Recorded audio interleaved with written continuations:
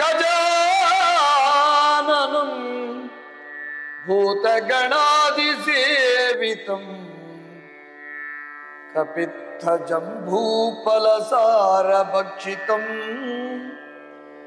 ಉಮಾಸುತಂ ಶೋಕ ವಿನಾಶಕಾರಣಂ ನಮಾಮಿ ವಿಘ್ನೇಶ್ವರ ಪಾದ ಪಂಕಜಂ. ಗಣಪ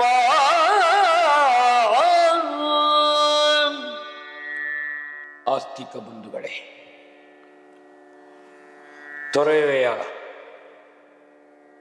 ರಾಮಾಯಣ ಮಹಾಕಾವ್ಯದ ಪ್ರವಚನ ಮಾಲಿಕೆ 81ನೇ ಸಂಚಿಕೆ. ಇವತ್ತು ಯುದ್ಧಕಾಂಡದಲ್ಲಿದ್ದೇವೆ.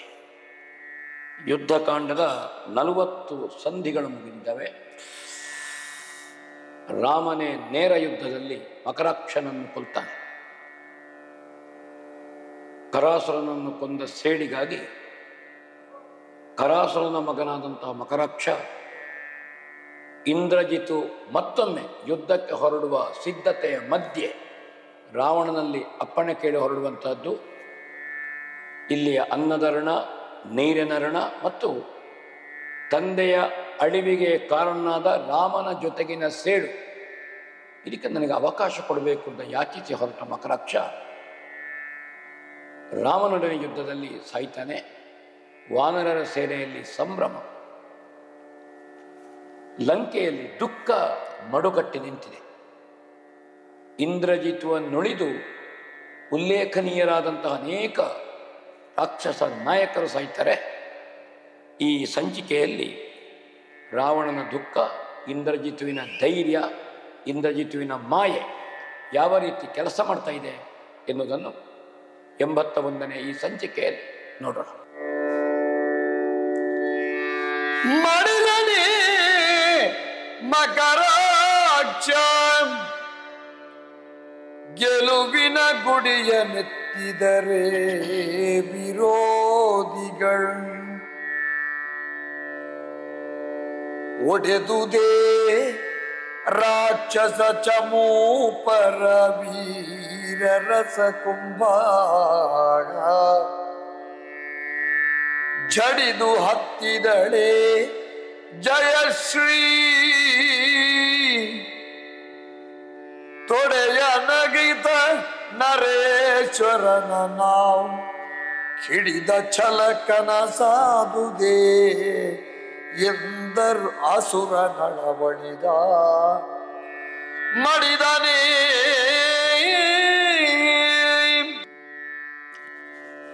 ರಾವಣನ ಆಸ್ಥಾನಕ್ಕೆ ಮಕರಾಕ್ಷ ಮಡಿದ ವಾರ್ತೆಯನ್ನು, ಸುದ್ದಿಯನ್ನು ಯುದ್ಧ ಭೂಮಿಯಿಂದ ಬಂದಂತಹ ಸಂದೇಶ ಹೊತ್ತ ದೂತ ಹೇಳುತ್ತಾನೆ. ಮಕರಾಕ್ಷನನ್ನು ದೇವನಾರಿಯರು ಕರ್ಕೊಂಡು ಹೋದರು. ಜಯಭಾಮಿನಿ ಬೆನ್ನು ತಿರುಗಿಸಿದ್ದಾಳೆ, ಅಥವಾ ಬೆನ್ನು ತೋರಿಸ್ತಾ ಇದ್ದಾಳೆ, ಮುಖ ತಿರುಗಿಸಿದ್ದಾಳೆ. ಮಡಿದನೇ ಮಕರಾಕ್ಷ, ಕರಾಸುರನ ಮಗನಾದಂತಹ ಮಕರಾಕ್ಷ ಅಪ್ರತಿಮ ವಿಕ್ರಮಿ ಇದ್ದಾನೆ.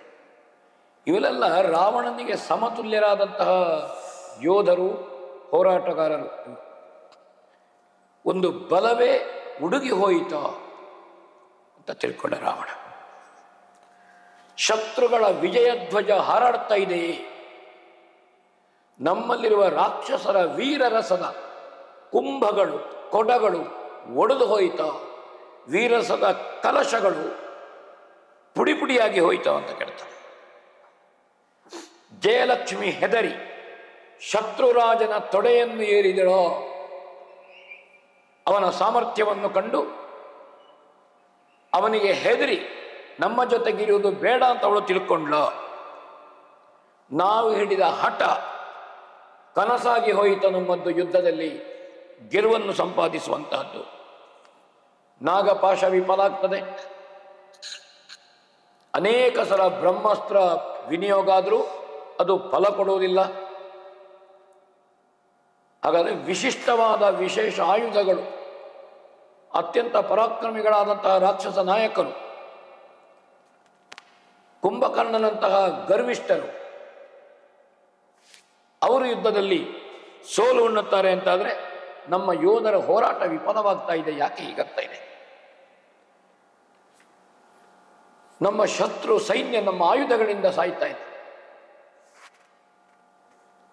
ಸತ್ತವರು ಬದುಕಿ ಬರ್ತಾ ಇದ್ದಾರೆ. ಯುದ್ಧಕ್ಕೆ ಜಯ ಪಡೀಲಿಕ್ಕೆ ಏನು ಉಪಾಯ ಮಾಡುವುದು ಅಂತ ರಾವಣ ಆಲೋಚನೆ ಮಾಡ್ತಾ ಇದ್ದಾನಂತೆ. ಯಾವ ಉಪಾಯವೂ ಕಾಣುವುದಿಲ್ಲ. ಆ ಸಂದರ್ಭದಲ್ಲಿ ಮತ್ತೊಮ್ಮೆ ಇಂದ್ರಜಿತು ಧೈರ್ಯೋಕ್ತಿಗಳನ್ನು ಹೇಳ್ತಾನೆ. ಚಿಂತೆಯೇ ಕೆಳಚಿಯ ರಿಪುಬಲ ಕಂತಕನು ತಾನಿರಲು ನಿನ್ನ ಮುಖಾಂತರದಲ್ ಅಹುದೆನಿಸಿಕೊಂಬೆನು ಕಡೆಯ ಮಾತೇನು ಕಂತು ಹರ ಕಮಲಾಕ್ಷ ಕಮಲಜರಂತರಕಿದು ಅಂತಕಿದ ಕೋಬಣವಿ ನೃಪರಂತರವದೇನಿತು ಎನ್ನುತ್ತ ಗರ್ಜಿಸಿ ನುಡಿದ ನಿಂದ್ರಾರಿ ಚಿಂತೆಯೇ ಕೆಳಜಿಯ. ಶತ್ರು ಸೈನ್ಯಕ್ಕೆ ಯಮನಾದಂತಹ ನಾನು, ಯಮ ಸದೃಶನಾದಂತಹ ನಾನು, ಯಮ ತುಲ್ಯನಾದಂತಹ ನಾನಿರುವಾಗ ಚಿಂತೆ ಯಾಕೆ ಜನಕ? ಚಿಂತೆಯೇ ಕೆರೆ ಜೀವ. ರಿಪುಕುಲ ಏನಿದೆ, ಶತ್ರುಗಳ ಸಂದೋಹ ಏನಿದೆ, ನಾನು ಯಮನ ಸದೃಶನಾಗಿರುವ ನಾಗಾಸ್ತ್ರದಿಂದ ತೊಡಗಿ ಬ್ರಹ್ಮಾಸ್ತ್ರದವರೆಗೆ ನಾನು ಅನೇಕ ಸಲ ಗೆದ್ದು ಕೊಟ್ಟಿದ್ದೇನೆ. ಆದ್ರೆ ಆ ಗೆಲುವು ಶಾಶ್ವತವಾಗಲಿಲ್ಲ ಅಷ್ಟೇ. ಗೆದ್ದದ್ದು ಸುಳ್ಳಲ್ಲ. ನಿಮ್ಮ ಬಾಯಿಯಿಂದ ಪ್ರಶಂಸೆಯ ಮಾತುಗಳನ್ನು ಹಿಂದೆಯೂ ಪಡೆದಿದ್ದೇನೆ, ಇವತ್ತು ನಾನು ಪಡೆಯುತ್ತೇನೆ. ಜನಕ, ನೀನು ಚಿಂತೆ ಮಾಡುವುದು ಬೇಡ ಅಂತ ರಾವಣನಿಗೆ ಧೈರ್ಯದ ಮಾತುಗಳನ್ನು ಹೇಳಿ. ಶಿವನೋ ವಿಷ್ಣುವೋ ಬ್ರಹ್ಮನೋ ಮೂರು ಮೂರ್ತಿಗಳು ಯಾರು? ಅವರ ನಾಶಕ್ಕೆ ಬೇಕಾದಂತಹ ಬಾಣದ ವಿಶೇಷ ಅಸ್ತ್ರಗಳ ಸಂಪಾದನೆ ಮಾಡಿದವನ ಇಂದ್ರಜಿತು ಭಾರೀ ಯಾಗಗಳನ್ನು ಮಾಡಿದ. ಅಶ್ವಮೇಧ, ಬಹುಸುವರ್ಣಕ, ಜ್ಯೋತಿಷ್ಠೋಮ, ಮಹೇಶ್ವರ, ವೈಷ್ಣವ, ರಾಜಸೂಯ ಇತ್ಯಾದಿ ಯಾಗ ಮಾಡಿದವ. ಮಾನವರಾಜನ ಕುರಿತಾಗಿ ಯಾಕೆ ನೀನು ದಾನವರಾಜ ಚಿಂತಿಸುವುದು? ಅದರ ಅಗತ್ಯವೇ ಇಲ್ಲ ಅಂತ ಹೇಳ್ತಾನೆ. ನನ್ನ ಮನಸ್ಸಿನಲ್ಲಿ ಧೈರ್ಯ ಇದೆ, ರಾಮಪಾಳೆಯನ್ನು ಗೆಲ್ತೇನೆ ಅಂತ ನೀನು ಜಿಗುಪ್ಸೆ ಪಡಬೇಕಾಗಿಲ್ಲ. ಯುದ್ಧದಲ್ಲಿ ಖಿನ್ನತೆಗೊಳಗಾಗುವುದು ಬೇಡ. ಒಂದು ಬುಟ್ಟಿಯ ಒಳಗೆ ಮೇಣದ ಹಾವಿರ್ತದೆ. ಅದು ಮಕ್ಕಳಿಗೆ ತೋರಿಸುವ ಬೆದರು ಬೊಬ್ಬೆ ಇದ್ದಂತೆ. ಬುಟ್ಟಿಯ ಒಳಗಿರುವ ಮೇಣದ ಹಾವಿನಂತೆ ಅಥವಾ ಹಾವಿನ ಗೊಂಬೆಯಂತೆ ನೀನು ರಾಮನಿಗೆ ಯಾಕೆ ಹೆದರುತ್ತಿ? ಹಾವನ್ನು ಕಂಡವ ಹಗ್ಗವನ್ನು ಕಂಡಾಗ ಹೆದರಿದಂತೆ ಅದು ನೈಜವಲ್ಲ ಅಂತ ಹೇಳ್ತಾನೆ. ನಾಳೆಯ ದಿವಸ ಮಾನವ ಮೃಗಗಳನ್ನು ಅಂದ್ರೆ ರಾಮಲಕ್ಷ್ಮಣರನ್ನು ನಾನು ಮಾರಿಯ ಗಂಟಲ ಒಳಗೆ ಇಳಿಯುವ ಹಾಗೆ ಮಾಡ್ತೇನೆ. ಈ ಧೈರ್ಯವನ್ನು ಹೇಳ್ತಾರೆ. ಏನು ಅದಕ್ಕೆ ಭೀತನಾಗೋದ್ಬೇಡ, ದುಃಖವನ್ನು ಮರೆತು ಬಿಡಿ, ಧೈರ್ಯದಿಂದ ನನಗೆ ಆಶೀರ್ವಾದ ಮಾಡಿಕೊಳ್ಳಿಸಿ. ಮತ್ತೊಮ್ಮೆ ಉದ್ಘೋಷಣೆ ಮಾಡ್ತಾನೆ ಅವ. ರಾಮಲಕ್ಷ್ಮಣನನ್ನು ಗೆಲ್ಲದೆ ನಾನು ಬರುವುದಿಲ್ಲ, ಪುರಪ್ರವೇಶ ಮಾಡುವುದಿಲ್ಲ, ನಿಮ್ಮ ಮುಖಾಲ ದರ್ಶನ ಮಾಡುವುದಿಲ್ಲ, ನಿಮಗೆ ಮುಖ ತೋರಿಸುವುದಿಲ್ಲ, ನಾನು ಗೆದ್ದೇ ಬರ್ತೇನೆ, ಗೆಲುವು ಸಾಧಿಸಿ ಬರ್ತೇನೆ ಅಂತ ಧೈರ್ಯ ಹೇಳ್ತಾನೆ. ಆಶೀರ್ವಾದ ಮಾಡಿ ರಾವಣೇಶ್ವರ ಬೀಳ್ಕೊಡ್ತಾನಂತೆ. ತಂದೆಯಿಂದ ಆಶೀರ್ವಾದ ಪಡ್ಕೊಂಡು ಪ್ರಚಂಡ ಕೋಪದಿಂದ ದೊಡ್ಡ ರಾಕ್ಷಸರ ಸಂದೋಹದೊಂದಿಗೆ ಲಂಕೆಯ ಸಭಾಸ್ಥಾನವನ್ನು ಬಿಟ್ಟು ಯುದ್ಧ ಭೂಮಿಯನ್ನು ಸೇರಿಕೊಳ್ತಾನೆ ಇಂದ್ರಜಿತ್. ಲಂಕಾ ಪಟ್ಟಣದ ಹೊರಗೆ ಹೋದ. ದೊಡ್ಡ ಸಂಖ್ಯೆಯ ಸೈನಿಕರನ್ನು ಅವರಲ್ಲಿ ಧೈರ್ಯವನ್ನು ತುಂಬಿಸಿ ಮತ್ತೆ ಉತ್ಸಾಹವನ್ನು ತುಂಬಿಸಿ ಅವರನ್ನು ಸಿದ್ಧಪಡಿಸಿ ಹೊರಡುತ್ತಾನೆ. ತನ್ನ ಕಾಲಿನಿಂದಲೇ ಕುದುರೆಗಳ ವಾಘೆಯನ್ನು ನಿಯಂತ್ರಿಸಿ ಅವುಗಳಿಗೆ ಒದ್ದನಂತೆ. ಕುದುರೆಗಳು ಹೊರಟವು. ಶತ್ರು ಸೈನ್ಯವನ್ನು ಬೆನ್ನಟ್ಟಿ ಮುಂದೆ ಬರ್ತಾ ಇದ್ದಾನೆ. ನೋಡೋಣ. ಪಡುವಲ ನಿಜಗಾಯ್ತು ರಣ ರಣ ನಡೆದುದೊಂಗದಗಾಯ್ತು. ತೆಂಕಣ ಕಡೆಯೊಳಿಂದ್ರ ದಿಶಾ ವಿಭಾಗದೊಳಾಯ್ತು ನೀಲಂಗೆ.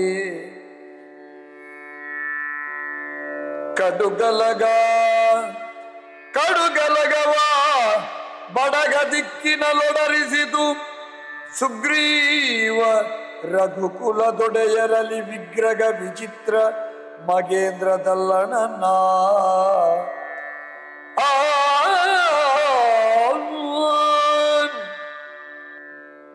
ವಾನರ ಸೈನ್ಯಕ್ಕೆ ಗೊತ್ತಾಯಿತು ಬಂದದ್ದು ಇಂದ್ರಜಿತು. ಬೇರೆ ಯಾವ ಮಹಾನಾಯಕ ಬರುವಾಗಲೂ ಇಲ್ಲದೆ ಇರುವಂತಹ ವಿಶೇಷ ಉತ್ಸಾಹ, ಅದಮ್ಯ ಉತ್ಸಾಹ ರಾಕ್ಷಸ ಸೈನ್ಯದಲ್ಲಿ ಕಂಡಿತು. ಈ ಜಾಪಿನಿಂದ ರಾಕ್ಷಸರಲ್ಲಿ ಬಂದಂತಹ ಧೈರ್ಯ, ವಿಶ್ವಾಸ, ಅವರ ಆಕ್ರಮಣ, ಅವರ ಮುನ್ನುಗ್ಗುವಿಕೆಯ ಪ್ರವೃತ್ತಿಯಿಂದ ಗೊತ್ತಾಯಿತು ಬಂದವ ಇಂದ್ರಜಿತು. ಇಂದ್ರಜಿತು ಮೊದಲು ಬರುತ್ತಿರುವುದಲ್ಲ, ಅನೇಕ ಸಲ ಯುದ್ಧ ಭೂಮಿಗೆ ಬಂದಿದ್ದಾನೆ, ಯುದ್ಧವನ್ನು ಆಂಶಿಕವಾಗಿ ಗೆದ್ದಿದ್ದಾನೆ. ಆದರೆ ಮತ್ತೆ ರಾಮಸೇನೆ ಎದ್ದು ಹೋರಾಟ ಮಾಡಿದ್ದಾರೆ. ಹಾಗಾದರೆ ಈ ಸಲ ಹಿಂದೆ ಆದಂತಹ ಸೋಲು ನಮಗೆ ಬರಬಾರದು. ಇಂದ್ರಜಿತುವನ್ನು ಗೆಲ್ಲೇಬೇಕು. ಇಂದ್ರಜಿತುವನ್ನು ಗೆದ್ದಲ್ಲಿಗೆ ಬಹುತೇಕ ಲಂಕೆಯನ್ನು ಗೆದ್ದ ಹಾಗೆ. ಈ ತೀರ್ಮಾನ ಮಾಡಿ ಸುಗ್ರೀವನ ನೇತೃತ್ವದಲ್ಲಿ ಜಾಂಬವರು ಪ್ರಭು ಶ್ರೀರಾಮಚಂದ್ರಮ ಇದ್ದುಕೊಂಡು 4 ವಿಭಾಗದಲ್ಲಿ ಕಪಿಗಳ ಸೇನೆ ಸಜ್ಜುಗೊಳಿಸಿದ್ರಂತೆ. ಪಶ್ಚಿಮ ದಿಕ್ಕಿನ ಕದನಕ್ಕೆ ಮಾರುತಿಯನ್ನು ನೇಮಿಸಿದರಂತೆ. ಹನುಮಂತನೇ ಪಶ್ಚಿಮ ದಿಕ್ಕಿನಲ್ಲಿ ಒಂದಷ್ಟು ಕೋಟಿ ಸಂಖ್ಯೆಯ ಕಪಿಗಳ ಜೊತೆಗೆ ಸಿದ್ಧನಾದ. ದಕ್ಷಿಣ ದಿಕ್ಕಿನ ಯುದ್ಧದ ನೇತೃತ್ವ ಅಂಗದನಿಗೆ ಕೊಟ್ಟರು. ನೀನು ದಕ್ಷಿಣ ದಿಕ್ಕಿನಲ್ಲಿ ನಿಲ್ಲು. ಯಾವ ದಿಕ್ಕಿನಿಂದ ಇಂದ್ರಜಿತ್ ನುಗ್ಗಿದ್ರೂ ಸಮದಂಡಿಯಾದಂತಹ ಬಲಶಾಲಿಗಳು ಬೇಕು. ಪಶ್ಚಿಮ ದಿಕ್ಕಿನಲ್ಲಿ ಹನುಮಂತ, ದಕ್ಷಿಣ ದಿಕ್ಕಿನಲ್ಲಿ ಅಂಗದ, ಪೂರ್ವ ದಿಕ್ಕಿನಲ್ಲಿ ನೀಲ, ಅವನೇ ಅಗ್ನಿಕುಮಾರ, ಅವನೇ ನಿಂತಿನಂತೆ ಪೂರ್ವ ದಿಕ್ಕಿನಲ್ಲಿ. ಆಮೇಲೆ ಉತ್ತರ ದಿಕ್ಕಿನಲ್ಲಿ ಸುಗ್ರೀವ ನಿಲ್ತಾನೆ ರಾಮಲಕ್ಷ್ಮಣರ ಜೊತೆಗೆ. ಉತ್ತರ ದಿಕ್ಕಿನಲ್ಲಿ ರಾಮಲಕ್ಷ್ಮಣರಿದ್ದಾರೆ. ಅವರ ಬೆಂಬಲಕ್ಕೆ ಬೆಂಗಾವಲಿನ ಬಂಟನಾಗಿ ಸುಗ್ರೀವನೇ ನೇತೃತ್ವ ವಹಿಸಿದ್ದಾನೆ. ಹೀಗೆ ಕಪಿಗಳನ್ನು ವ್ಯವಸ್ಥಿತವಾಗಿ ಸುಗ್ರೀವಾಜ್ಞೆಯನ್ನು ಹೊರಡಿಸಿ ಎಲ್ಲರೂ ಯುದ್ಧಕ್ಕೆ ಸನ್ನದ್ಧರಾದರು. ರಾಹುವನ್ನು ಸ್ಮರಿಸಿ ಆವೇಶವನ್ನು ಭರಿಸಿ ಸೂರ್ಯನನ್ನು ರಾಹು ಹೇಗೆ ಮುತ್ತುತ್ತಾನೋ ಆ ರೀತಿಯಲ್ಲಿ ಇಂದ್ರಜಿತು ಮುತ್ತಿದ ಇಡೀ ಲೋಕ ಕತ್ತಲೆಯಲ್ಲಿ ಬೀಳುವ ಹಾಗೆ ಮಾಯಾಜಾಲವನ್ನು ಬೀಸ್ತಾನೆ. ಯಾರಿಗೂ ಏನು ಕಾಣುವುದಿಲ್ಲ, ಮುಖ ಕಾಣುವುದಿಲ್ಲ, ದೇಹಾಕಾರ ಕಾಣುವುದಿಲ್ಲ, ಯಾರು ಯಾರಿಗೆ ಹೊಡೆಯುವುದು ಅಂತ ಗೊತ್ತಾಗುವುದಿಲ್ಲ. ಆ ರೀತಿಯ ಯುದ್ಧಕ್ಕೆ ಇಂದ್ರಜಿತು ಸಿದ್ಧನಾದ. ಬೆಟ್ಟಗಳನ್ನು, ಬಂಡೆಗಳನ್ನು, ಮರಗಳನ್ನು ಹಿಡ್ಕೊಂಡು ಕಪಿಗಳು ನಿಂತಿದ್ದಾರೆ. ಆದರೆ ಈ ಮೇಘನಾಥನ ವಿಶೇಷ ಮಾಯೆಯಿಂದ ಇವರು ಸಿಲುಕು ಹೋಗಿದ್ದಾರೆ. ಇಡೀ ಯುದ್ಧ ಭೂಮಿಯಲ್ಲಿ ಅನೇಕರು ಪ್ರಾಣ ಕಳ್ಕೊಂಡ್ರು. ಅಸುರಾರಿ ರಾಮನು ಮರುಗಿದನಂತೆ ಇದಕ್ಕೆ ಬೇಕಾಗಿ ಯಾಕೆ ಹೀಗಾಗ್ತಾ ಉಂಟು? ಮೋಡದ ಮರೆಯಿಂದ ಬಾಣ ಬರ್ತಾ ಉಂಟು. ಚಿನ್ನದ ಬಾಣಗಳು, ಇಂದ್ರಜಿತನ ರಥದಿಂದ ಹೊರಡುವಂತಹ ಶಬ್ದಗಳು. ರಾಮನು ಕವಲು ಬಾಣವನ್ನು ಕಳುಹಿಸಿದನಂತೆ. ಇಂದ್ರಜಿತ್ ಕಣ್ಣಿಗೆ ಕಾಣುವುದಿಲ್ಲ. ಯಾಕೆ ಹೀಗಾಗ್ತದೆ? ಹಾಗಾದರೆ ಅವನು ನಾವು ಭೂಮಿಗೆ ಇಳಿಸಲೇಬೇಕು. ಎಲ್ಲರಿಗೆ ಕಪಿಗಳನ್ನು ನಾವು ಕಳ್ಕೊಳ್ಬೇಕಾಗ್ತದೆ. ನಮ್ಮ ಸೇನೆಗೆ ನಷ್ಟ ಆಗ್ತದೆ. ಕಪಿಗಳಿಗೆ ಮಾಯೆ ಗೊತ್ತಿಲ್ಲ. ಅವುಗಳು ಮುಗ್ಧ ಭಕ್ತಿ, ಹೊಡೆದಾಟ ಮಾಡಲಿಕ್ಕೆ ಗೊತ್ತುಂಟು, ಶಕ್ತಿಯನ್ನು ವಿನಿಯೋಗಿಸಲಿಕ್ಕೆ ಗೊತ್ತುಂಟು. ಆದರೆ ಮಾಯೆ ಅವರಿಗೆ ಅರ್ಥ ಆಗುವುದಿಲ್ಲ. ಈ ಕವಲು ಬಾಣ ಏನುಂಟು, ರಾಮ ಪ್ರಯೋಗ ಮಾಡಿದಂತಹ ಕವಲು ಬಾಣ ಇಂದ್ರಜಿತುವಿನ ಸಾರಥಿಯನ್ನು ಕೊಂದಿತಂತೆ. ಆ ಸಾರಥಿ ಇದ್ದ ಕಾರಣದಲ್ಲಿ ಅವರ ರಥ ಹಾರಿಸಲು ಆಕಾಶದಲ್ಲಿ ಮೋಡದ ಮರೆಯಲ್ಲಿ ಸಾರಥಿಯನ್ನು ಮೊದಲು ಕೊಲ್ಲಬೇಕು. ಕವಲು ಬಾಣ ಸಾರಥಿಯನ್ನು ಕೊಂದಿತು. ಅನಂತರ ವೈರಿಯ ತಲೆಯನ್ನು ಹುಡುಕಿ ಇಂದ್ರಜಿತುವನ್ನು ಹುಡುಕಿಕೊಂಡು ಹೋಗ್ತದೆ ಆ ಬಾಣ. ವಿಶ್ವಾಮಿತ್ರ ಪ್ರದತ್ತವಾದಂತಹ ಬಾಣ ಗುರಿಯನ್ನು ಸೇರ್ತದೆ, ಗುರಿಯನ್ನು ಛೇದಿಸ್ತದೆ. ಅದು ಇಂದ್ರಜಿತು ತಲೆ ತಪ್ಪಿಸಿಕೊಂಡು ಇನ್ನೊಂದು ರಥಕ್ಕೆ ಹಾರಿಸಿ ಅವ ಹೋಗ್ತಾನೆ. ಹಾಗೆ ಶತ್ರುವಿನ ಹರಿತವಾದಂತಹ ಬಾಣವನ್ನು ಕಡಿಯುತ್ತಾ ರಾಮ ಕಪಿಗಳಲ್ಲಿ ಧೈರ್ಯವನ್ನು ತುಂಬಿಸ್ತಾ, ಇಂದ್ರಜಿತುವಿನಲ್ಲಿ ಭೀತಿಯನ್ನು ತುಂಬಿಸ್ತಾ ರಾಮನ ಯುದ್ಧದಲ್ಲಿ ಮುಂದುವರೆದು ಸಾಕ್ತಾ ಇದ್ದಾನಂತೆ. ಹಾಗೆ ಬಹಳ ಸಲ ಅವನ ರಥ ಹುಡಿಯಾಯಿತು, ಸಾರಥಿ ಹೊಡಿ ಹೋಗ್ತಾ ಇದ್ದಾನೆ. ಯುದ್ಧದಲ್ಲಿ ಗೆಲುವು ಸೋಲು ಆಗ್ತಾ ಇಲ್ಲ. ಒಂದು ಕಡೆಯಿಂದ ಮಾಯ ಕೆಲಸ ಮಾಡ್ತಾ ಉಂಟು, ಮತ್ತೊಂದು ಕಡೆಯಲ್ಲಿ ಮಾಯೆಯನ್ನು ಮೀರಿ ಮಾಯೆಯನ್ನು ಭೇದಿಸಿ ರಾಮನ ಯುದ್ಧ ನಡೀತಾ ಉಂಟು. ಸಾರಥಿಯಾಗಲಿ ಕುದುರೆಯಾಗಲಿ ಅಸುರನ ಬಾಣ ವಿನಿಯೋಗ ಎಲ್ಲ ಆ ಕ್ಷಣ ಕ್ಷಣ ರಾಮನ ಬಾಣಗಳು ಶಬ್ದವೇದಿ ಬಾಣಗಳು ಶಬ್ದವನ್ನು ಹುಡುಕಿ ಹುಡುಕಿ ಹೊಡಿತಾ ಇತ್ತಂತೆ. ನೋಡೋಣ. ನೆನೆದುಕೊಳ್ಳುಪಾಯ ಕೌಶಲವನು ಮಗ ಮಾಯಾ ವಿನೋದದ ಜನಕ ಜಯ ನಿರ್ಮಿಸುವೆ ನನ್ನಳಗವನಿ ಹೊತ್ತಿನಲ್ಲಿ ತೆಗೆಸುವೆ ಇಂದಿನ ಈರುಳಿನಲ್ಲಿ ವನದ ಗರ್ಭನ ಮೆಚ್ಚಿಸುವೆನೆಂದವನು ಮನದ ಮೆಚ್ಚಿಸುವೆನು. ಅವನಿಗೊಂದು ಉಪಾಯ ಹೊಳೆಯಿತಂತೆ. ಇವತ್ತು ಬ್ರಹ್ಮದೇವರನ್ನು ಮೆಚ್ಚಿಸಬೇಕು, ವಿಶೇಷ ವರವನ್ನು ನಾನು ಸಂಪಾದನೆ ಮಾಡಬೇಕು ಬ್ರಹ್ಮನ ಹತ್ರ. ಆ ಮೂಲಕವಾಗಿ ಸೀತೆಯ ಪ್ರತಿರೂಪವನ್ನು ಸೃಷ್ಟಿ ಮಾಡಬೇಕು. ಅದು ಮಾಯಾ ಸೀತೆ. ಸೀತೆಯನ್ನು ಏನು ಮಾಡಲಿಕ್ಕೂ ಆಗೋದಿಲ್ಲ, ಮುಟ್ಲಿಕ್ಕೂ ಆಗೋದಿಲ್ಲ. ಅದರಲ್ಲಿ ರಾವಣನೇ ವಿಫಲನಾಗಿದ್ದಾನೆ. ಹಾಗಾದರೆ ರಾಮ ಯುದ್ಧ ಮಾಡುತ್ತಿರುವುದು ಸೀತೆಗಾಗಿ, ಕಪ್ಪಿಗಳು ಯುದ್ಧ ಮಾಡುತ್ತಿರುವುದು ಸೀತಾರಾಮರನ್ನು ಒಂದು ಮಾಡುವುದಕ್ಕಾಗಿ. ಅವರ ಜಂಗಾಬಲವನ್ನು ಒದಗಿಸಬೇಕು ಅಂತಾದರೆ ನಾನು ಮಾಯಾ ಸೀತೆಯನ್ನು ನಿರ್ಮಿಸಬೇಕು, ಅವರಿಗೆ ಭ್ರಮೆ ನಿರ್ಮಾಣ ಮಾಡಬೇಕು. ಹಾಗೆ ಆಲೋಚನೆ ಮಾಡಿದಿರಂತೆ. ಇದರಿಂದ ರಾಮನ ಅಂತಃಸತ್ವ ಅದು ಒಳಗೆ ಹೋಗ್ತದೆ. ಇಲ್ಲದಿದ್ದರೆ ಯಾವ ಮಾಯೆಯನ್ನು ರಾಮಬಾಣ ಭೇದಿಸ್ತದೆ, ಶಬ್ದವನ್ನು ಹುಡುಕಿಕೊಂಡು ಬರ್ತದೆ, ನನಗೆ ಗೆಲುವು ಸಾಧ್ಯ ಇಲ್ಲ. ಕಪಿಗಳ ಮೇಲೆ ಬಾಣ ಪ್ರಯೋಗ ಮಾಡುತ್ತಾ ಮತ್ತು ಯುದ್ಧ ಮುಂದುವರಿಸ್ತಾನೆ. ಹನುಮಂತ ಒಬ್ಬನೇ ಇಂದ್ರಜಿತಿನ ಬಾಣಾಘಾತಕ್ಕೆ ಹೆದರದೆ ನೋಯದೆ ಧೈರ್ಯವಾಗಿ ಎದೆಗೊಟ್ಟು ನಿಂತಿದ್ದಾನೆ. ಬೆಟ್ಟವನ್ನು ಹಿಡಿದು ಆ ರಾಕ್ಷಸರನ್ನು ಹೊಡೆಯುವಲ್ಲಿ ಹನುಮಂತ ಬಹಳ ಕೆಲಸ ಮಾಡ್ತಾನೆ.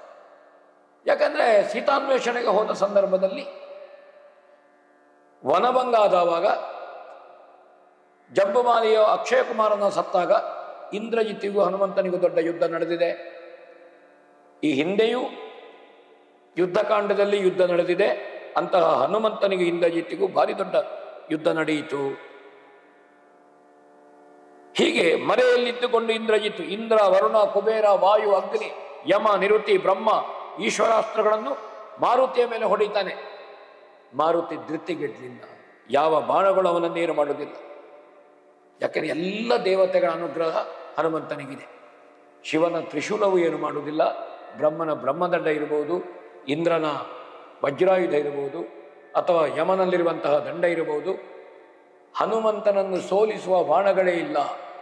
ಅಂತಹ ವಿಕ್ರಮಿ. ಬೆಂಕಿ ಸುಡುವುದಿಲ್ಲ, ಅವನನ್ನು ನೀರು ನೆನೆಸುವುದಿಲ್ಲ, ಗಾಳಿ ಒಣಗಿಸುವುದಿಲ್ಲ. ಹಾಗೆ ಹೀಗೊಂದು ಮಾಯೆ. ಬ್ರಹ್ಮನ ಉಪಾಯವೇನು? ಇಂದ್ರಜಿತ್ತಿನ ಮಾಯೆ ಎಂಥದ್ದೋ. ಮಾಯಾ ಸೀತೆ ಮಾರುತಿಯ ಎದುರಿನಲ್ಲಿ ಇಂದ್ರಜಿತ್ತು ಎತ್ತಿ ತೋರಿಸ್ತಾನೆ ಅಂತ ಆ ಸಂದರ್ಭದಲ್ಲಿ ನಿರ್ಮಾಣ ಮಾಡಿದ.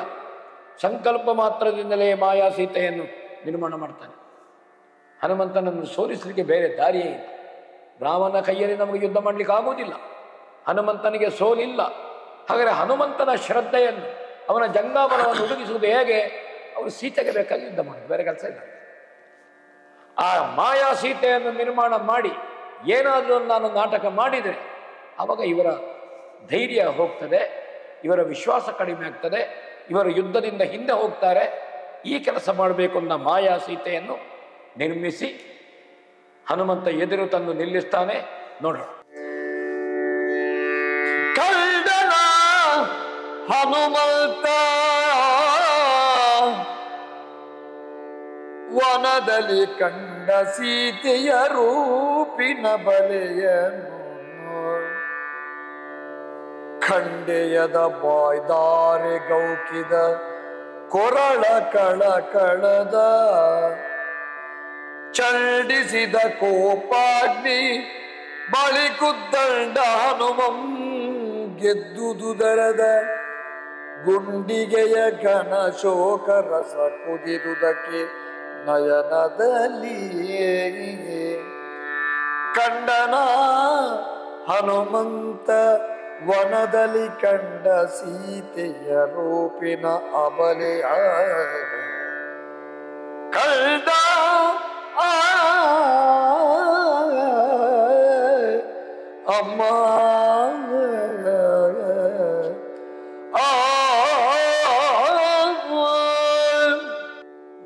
ಹೆಣ್ಣೊಂಬೆಲೆ ಮಾಯಾ ಸೀತೆ ಹನುಮಂತ ನಾನು ಕೆಟ್ಟೆನಪ್ಪ ಹನುಮಂತ ಅಂತ ಕಣ್ಣೀರಿದ್ದರೆಯುತ್ತ ಅಳಲಿದಳು, ದುಃಖಿಸಿ ಹಲುಬಿದಳು. ಕಣ್ಣು ತೆರೆದು ನೋಡ್ತಾನೆ ಹನುಮಂತ ಈ ಧ್ವನಿಗೆ. ಇಡೀ ವಾನರ ಸೇನೆಯಲ್ಲಿ ಹನುಮಂತನನ್ನು ಬಿಟ್ಟು ಮತ್ತೆ ಯಾರೂ ಸೀತಾಮಾತೆಯನ್ನು ನೋಡಲೇ ಇಲ್ಲ.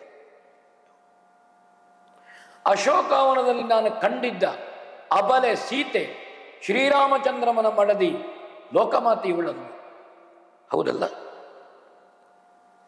ಇಂದ್ರಜಿತು ಖಡ್ಗವನ್ನು ಹಿಡಿದು ಕೊರಳಿಗೆ ಚಾಚಿ ಆನಿಸಿ ನಿಲ್ಲಿಸಿದ್ದಾನೆ. ಇನ್ನೇನು ಕಡಿಲಿಕ್ಕೆ ತಯಾರಾಗಿದ್ದಾನೆ ಇಂದ್ರಜಿತ್. ಕಡಿತಾನೆ ಅವಳ. ಒಂದು ಕೈಯಲ್ಲಿ ಅವಳ ಕೇಶರಾಶಿಯನ್ನು ಬಿಗಿಯಾಗಿ ಹಿಡ್ಕೊಂಡಿದ್ದಾನೆ, ಇನ್ನೊಂದು ಕೈಯಲ್ಲಿ ಕತ್ತಿಯನ್ನು ಜಳಪಿಸ್ತಾ ಇದ್ದಾನೆ.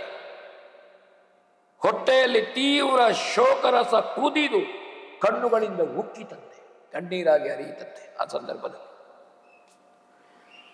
ಹನುಮಂತನ ಪ್ರಚಂಡ ಕೋಪ ಒಂದು ಕಡೆಯಲ್ಲಿ, ಮಾಯಾಸೀತೆಯ ಕಣ್ಣೀರು ಒಂದು ಕಡೆಯಲ್ಲಿ, ತಲೆ ಕಡಲಿಕ್ಕೆ ಸಿದ್ಧನಾದ ಇಂದ್ರಜಿತು ಮತ್ತೊಂದು ಕಡೆಯಲ್ಲಿ. ಅಸಹಾಯಕ ಸ್ಥಿತಿಯಲ್ಲಿ ಆಂಜನೇಯ. ಅವನಿಗೆ ಮಾಯೆ ಅಂತ ಗೊತ್ತಾಗಲಿಲ್ಲ. ಅವನ ಮುಗ್ಧತೆಗೆ ಬಾಯಲ್ಲಿ ಬೆರಳಿಟ್ಟು ಭಯದಿಂದ ನಡುಗುತ್ತಾ ಆ ಮಾಯಾಸೀತೆ ಮತ್ತು ಮಾತಾಡ್ತಾಳೆ. ಜೀವದ ಮೇಲಿನ ಆಶೆಯಿಂದ ಬಾಯಾರಿ ಬಳಲಿ ಕೊರಳು ಕುಂಕಿಸಿ ಬೆನ್ನು ಬಾಗಿಸಿ ಕಣ್ಣೀರಿಳಿಸಿದ್ಲಂತೆ ಆ ಮಾಯಾಸೀತೆ. ಅರಸ ರಘುರಾಜೇಂದ್ರಮನ ಅರಸಿಯಲ್ವೇ ನಾನು ಹನುಮಂತ. ಅವಳು ಹೇಳು ನೋಡಿ ಮಾಯೆಯ ಮಾತುಗಳು ಹೇಗೆ ಅಂತ. ಅರಸ ರಘುರಾಮ ರಾಜೇಂದ್ರನ ಅರಸಿ ತಾನು ಅಂತ ಹೇಳಿಲ್ಲ, ಅರಸಿ ಅಲ್ಲವೇ ತಾನು. ಇದು ಮಾಯೆ. ಅರಸಿ ಅಲ್ಲವೇ ನಾನು, ನನ್ನ ಮೇಲೆ ಕರುಣೆ ತೋರಿಸಬಾರದೆ, ಕರುಣೆ ತೋರಿಸು ಅಂತ ಹೇಳಲಿಲ್ಲ. ಹನುಮಂತನಿಗೆ ಅರ್ಥ ಆಗಲಿಲ್ಲ ಮಾಯೆ ಅಂತ. ಆ ಮಾತಿನಿಂದ ಮುಗ್ಧತೆ ಮೊರೆ ಇಟ್ಟಂತೆ. ಹನುಮಂತನ ಬಾಯಿಯ ಮಾತುಗಳು ದುಃಖ ಕೇಳೋಣ. ಆರಿಗೋ ಸುಖ ಸಮರವಿದು ಖಳರಾಯ, ಆರಿಗೋ ಸುಖ ಸಮರವಿದು ತಾನಾರಿಗೀ ಅಭಿಮಾನ ಮಜ್ಜಾದಾರುಣವು. ನಿಮಗಿಲ್ಲು ಕೇಳಿ ತಲ್ದೆ ಹನುಮಂತ, ಹನುಮಂತ ಕ್ರೂರ ಕರ್ಮದ ಖಳನ ಕೈಯಲ್ಲಿ ತೀರುವಂತಾಯ್ತ ಕಟಕಟ. ಕಣ್ಣಾರೆ ಕಂಡೈ ತನ್ನ ಪಾಪವನೆಂದುದ ಮಾಯೇ, ಆರಿಗೋ ಸುಖ ಸಮರವಿದು ಹನುಮ.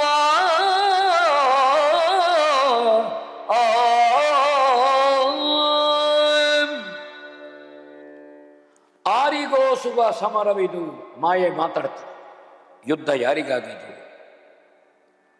ಈ ಗರ್ವ ಯಾರಿಗೆ ಹೇಳು? ಹನುಮಂತ ನಿಮಗೆ ತೀವ್ರ ನಾಚಿಕೆಯೇ ಸರಿ. ಪರಾಕ್ರಮಿಗಳಾದ ನಿಮ್ಮ ಮುಂದೆ ನಾನು ಸಾಯ್ತಾ ಇದ್ದೇನೆ. ರಾಕ್ಷಸನ ಕೈಯಲ್ಲಿ ನಾನು ಸಾಯುವ ಹಾಗಾಯಿತು. ನಿಮ್ಮ ಪರಾಕ್ರಮಕ್ಕೆ ನಾಚಿಕೆ ಅಲ್ವೋಯ್ತು. ಕಣ್ಣಾರೆ ಕಂಡೆಯ ಈ ಪಾಪಿಯನ್ನು, ಈ ಪಾಪದ ಕೆಲಸವನ್ನು ನೀನು. ಯಾವ ರಾಜನ ಹೊಟ್ಟೆಯಲ್ಲಿ ಹುಟ್ಟಿ ಯಾವ ಚಕ್ರವರ್ತಿಯ ಕೈ ಹಿಡಿದನೋ ಅಂತಹ ನಾನು ಏನು ಅನುಭವಿಸಬೇಕಾಗಿತ್ತು ನೋಡನ್ಮಂತ. ಇದು ವಿಧಿ, ಇದು ವಿಧಿ ಅಂತ ಹೇಳಬೇಕಷ್ಟೇ, ಬೇರೆ ಏನೂ ಇಲ್ಲ. ಇದು ಯಾವ ಪೂರ್ವಜನ್ಮದ ಕರ್ಮವೋ, ಜನ್ಮದ ಫಲವೋ, ಕರ್ಮದ ಫಲವೋ ನನ್ನನ್ನು ಹಿಂಬಾಲಿಸಿ ಆವರಿಸ್ತಾ ಇದೆ ಅಂತ ಮಾಯೆ ಹೇಳ್ತದೆ. ನನ್ನನ್ನು ನೋಡಿದೆಯಾ? ನನ್ನನ್ನು ರಕ್ಷಿಸುವ ಕರುಣಿಗಳು ಯಾರೂ ಇಲ್ವೇ? ಹನುಮಂತ ನಿನಗೂ ಕರುಣೆ ಇಲ್ವ ಹಾಗಾದ್ರೆ ನನ್ನನ್ನು ರಕ್ಷಿಸಲಿಕ್ಕೆ? ನೀನು ಕಾಡಿಗೆ ಹೋಗಬೇಡ. ನನ್ನವರು ಹೇಳಿದರು ಕಷ್ಟಾದಿತ್ತು ವನವಾಸ, ಬರಬೇಡ ನೀನು ಅಂತ ಹೇಳಿದರು. ಆದರೂ ನಾನು ಒತ್ತಾಯದಿಂದ ಬಂದಿದ್ದೇನೆ. ಅವರನ್ನು ಕಾಡಿ ಬೇಡಿ ನಾನು ಬಂದಿದ್ದೇನೆ. ಪತಿಯೊಡನೆ ನನ್ನನ್ನು ಕಳುಹಿಸುವುದಿಲ್ಲ ನೀನು ಈ ಸಲ ಅಂತ ಹೇಳ್ತೇನೆ. ಕಂಡವರ ಮೇಲೆ ಕೋಪಿಸಿಕೊಂಡೆ, ಎಡೆಬಿಡದೆ ಅಧಿಕ ಆಪತ್ತನ್ನು ಅನುಭವಿಸಿದೆ. ನನ್ನ ಕೊನೆ ಕಾಲವನ್ನು ನೋಡಿದೆ ಹನುಮಂತ. ಎಂತಹ ದಯನೀಯ ಸ್ಥಿತಿ ನನಗೆ. ನೋಡು, ರಾಕ್ಷಸನ ಕೈಯಲ್ಲಿ ನನ್ನ ಕೇಶರಾಶಿ ಇದೆ. ನನ್ನ ತಲೆ ಕಡಿತನವ ಈಗ ಕತ್ತಿಯಿಂದ ಕತ್ತರಿಸ್ತಾರೆ. ಅಲಗಿನ ಚಪ್ಪಟೆಯ ಭಾಗದಿಂದ ಹೊಡಿತನವ ಈಗ ನನ್ನ ತಲೆ ತುಂಡಾಗ್ತದೆ. ಈಗ ಮಾತೇ ಇಲ್ಲ. ಎಳೆದಾಡಿದನಂತೆ ಇಂದ್ರಜಿತು, ಕತ್ತಿ ಎತ್ತಿದನಂತೆ, ಜಳಪಿಸಿದನಂತೆ, ಹೊಡೆಯಲು ಸಿದ್ಧನಾದನಂತೆ, ಹನುಮಂತನನ್ನು ಕಂಗೆಡಿಸಿದನಂತೆ. ಅವನಿಗೆ ಅಸಹಾಯಕತೆ. ಏನು ಮಾಡುದು? ಕಿಂ ಕರ್ತವ್ಯ? ತಾನು ಏನು ಮಾಡುದು? ಬಿಡಿಸಲಿಕ್ಕೆ ಹೋಗುವುದೋ, ಕಡಿದ್ರೆ ಬಿಡಿಸದೇ ಇರುವುದೋ? ತನ್ನ ಕಣ್ಣ ಮುಂದೆ ಸೀತೆ ಸಾಯ್ತಾಳೆ. ಅವನಿಗೆ ಮಾಯೆ ಅಂತ ಗೊತ್ತಿಲ್ಲ. ಇಂದ್ರಜಿತು ಮಾಡಿದ್ದು ಮಾಯೆ, ಮಾತಾಡುವುದು ಮಾಯೆ. ಆದರೆ ಹನುಮಂತನಿಗೆ ಗೊತ್ತಾಗ್ಲಿಲ್ಲ ಮಾಯೆ ಮತ್ತು ಮಾತಾಡ್ತಾನೆ. ಪವನ ಸುತನೋಡೆನ್ನ ಪ್ರಾರಬ್ಧವನು ನಿಲ್ಲದೆ ಹೋಗ ಹೇಳಿಲ್ಲವನಿಪನ ಮಜ್ಜೀವಿತೇಶನ ಮನುಕುಲಾಧಿಪನ ಯುವತಿಯಾಸೆಯ ಬಿಟ್ಟ ಯೋಧ್ಯೆಗೆ ರವಿತನು ಭವ ಸಗ ಸುಮಿತ್ರಾಭವನು ಸಜಿತವೇ ಹೋಗ ಹೇಳೆಂದು ದರಿತ ಮಾಯೇ ಅವನಿಪನ ಮಜ್ಜೀವಿತೇಶನ ಮನುಕುಲಾಧಿಪನ ಯುವತಿ ಆಸೆಯ ಬಿಟ್ಟ ಯೋಧ್ಯೆಗೆ ಹೋಗ ಹೇಳು ಪವನ ಸುತ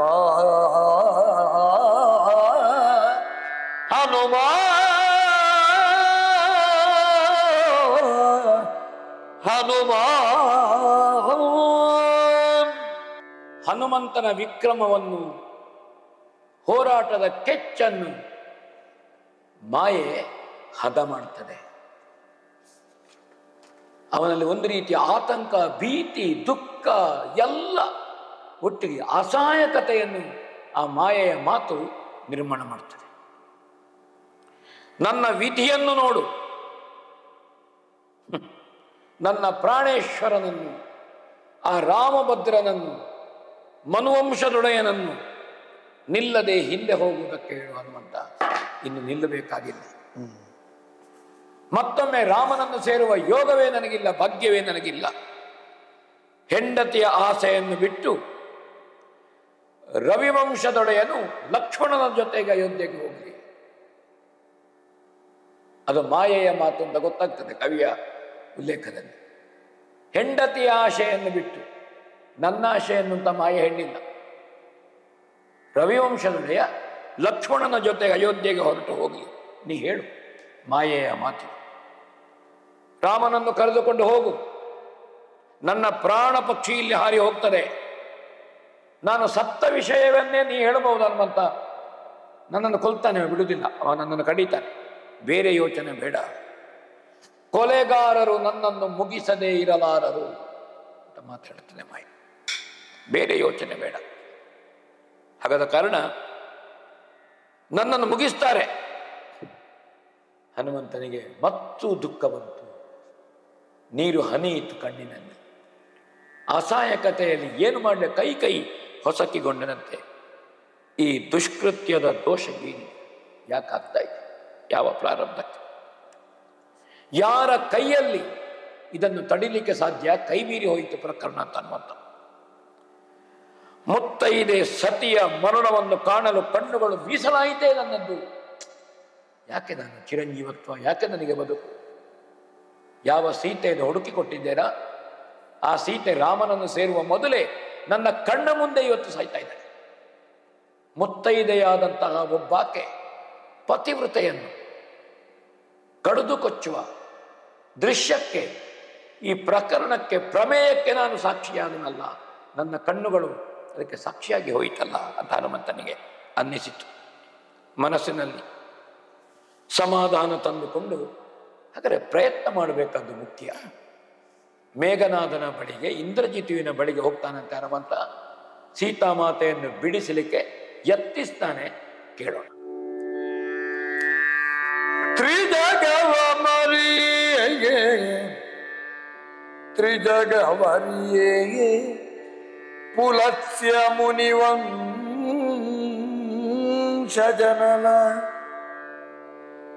ನಿಮ್ಮಯ್ಯನೀಶ್ವರ ಭಜಗನಲ್ಲ ಶ್ರುತಿ ಸದಾಗಮಗಳ ಅಭಿಜ್ಞನಲ ಭಜಿಸನವನ ನ್ಯಾಯವನು ಗಜ ಭಜಿಸನಿಲ್ಲು ಸೀತೆಯಲಿ ಕಡು ವೃಜಿನ ಕೊದಗಿದೆ ನೋಡವಗೆ ಮಗನಲ್ಲ ನೀನಿಂದ ಕಳನೇ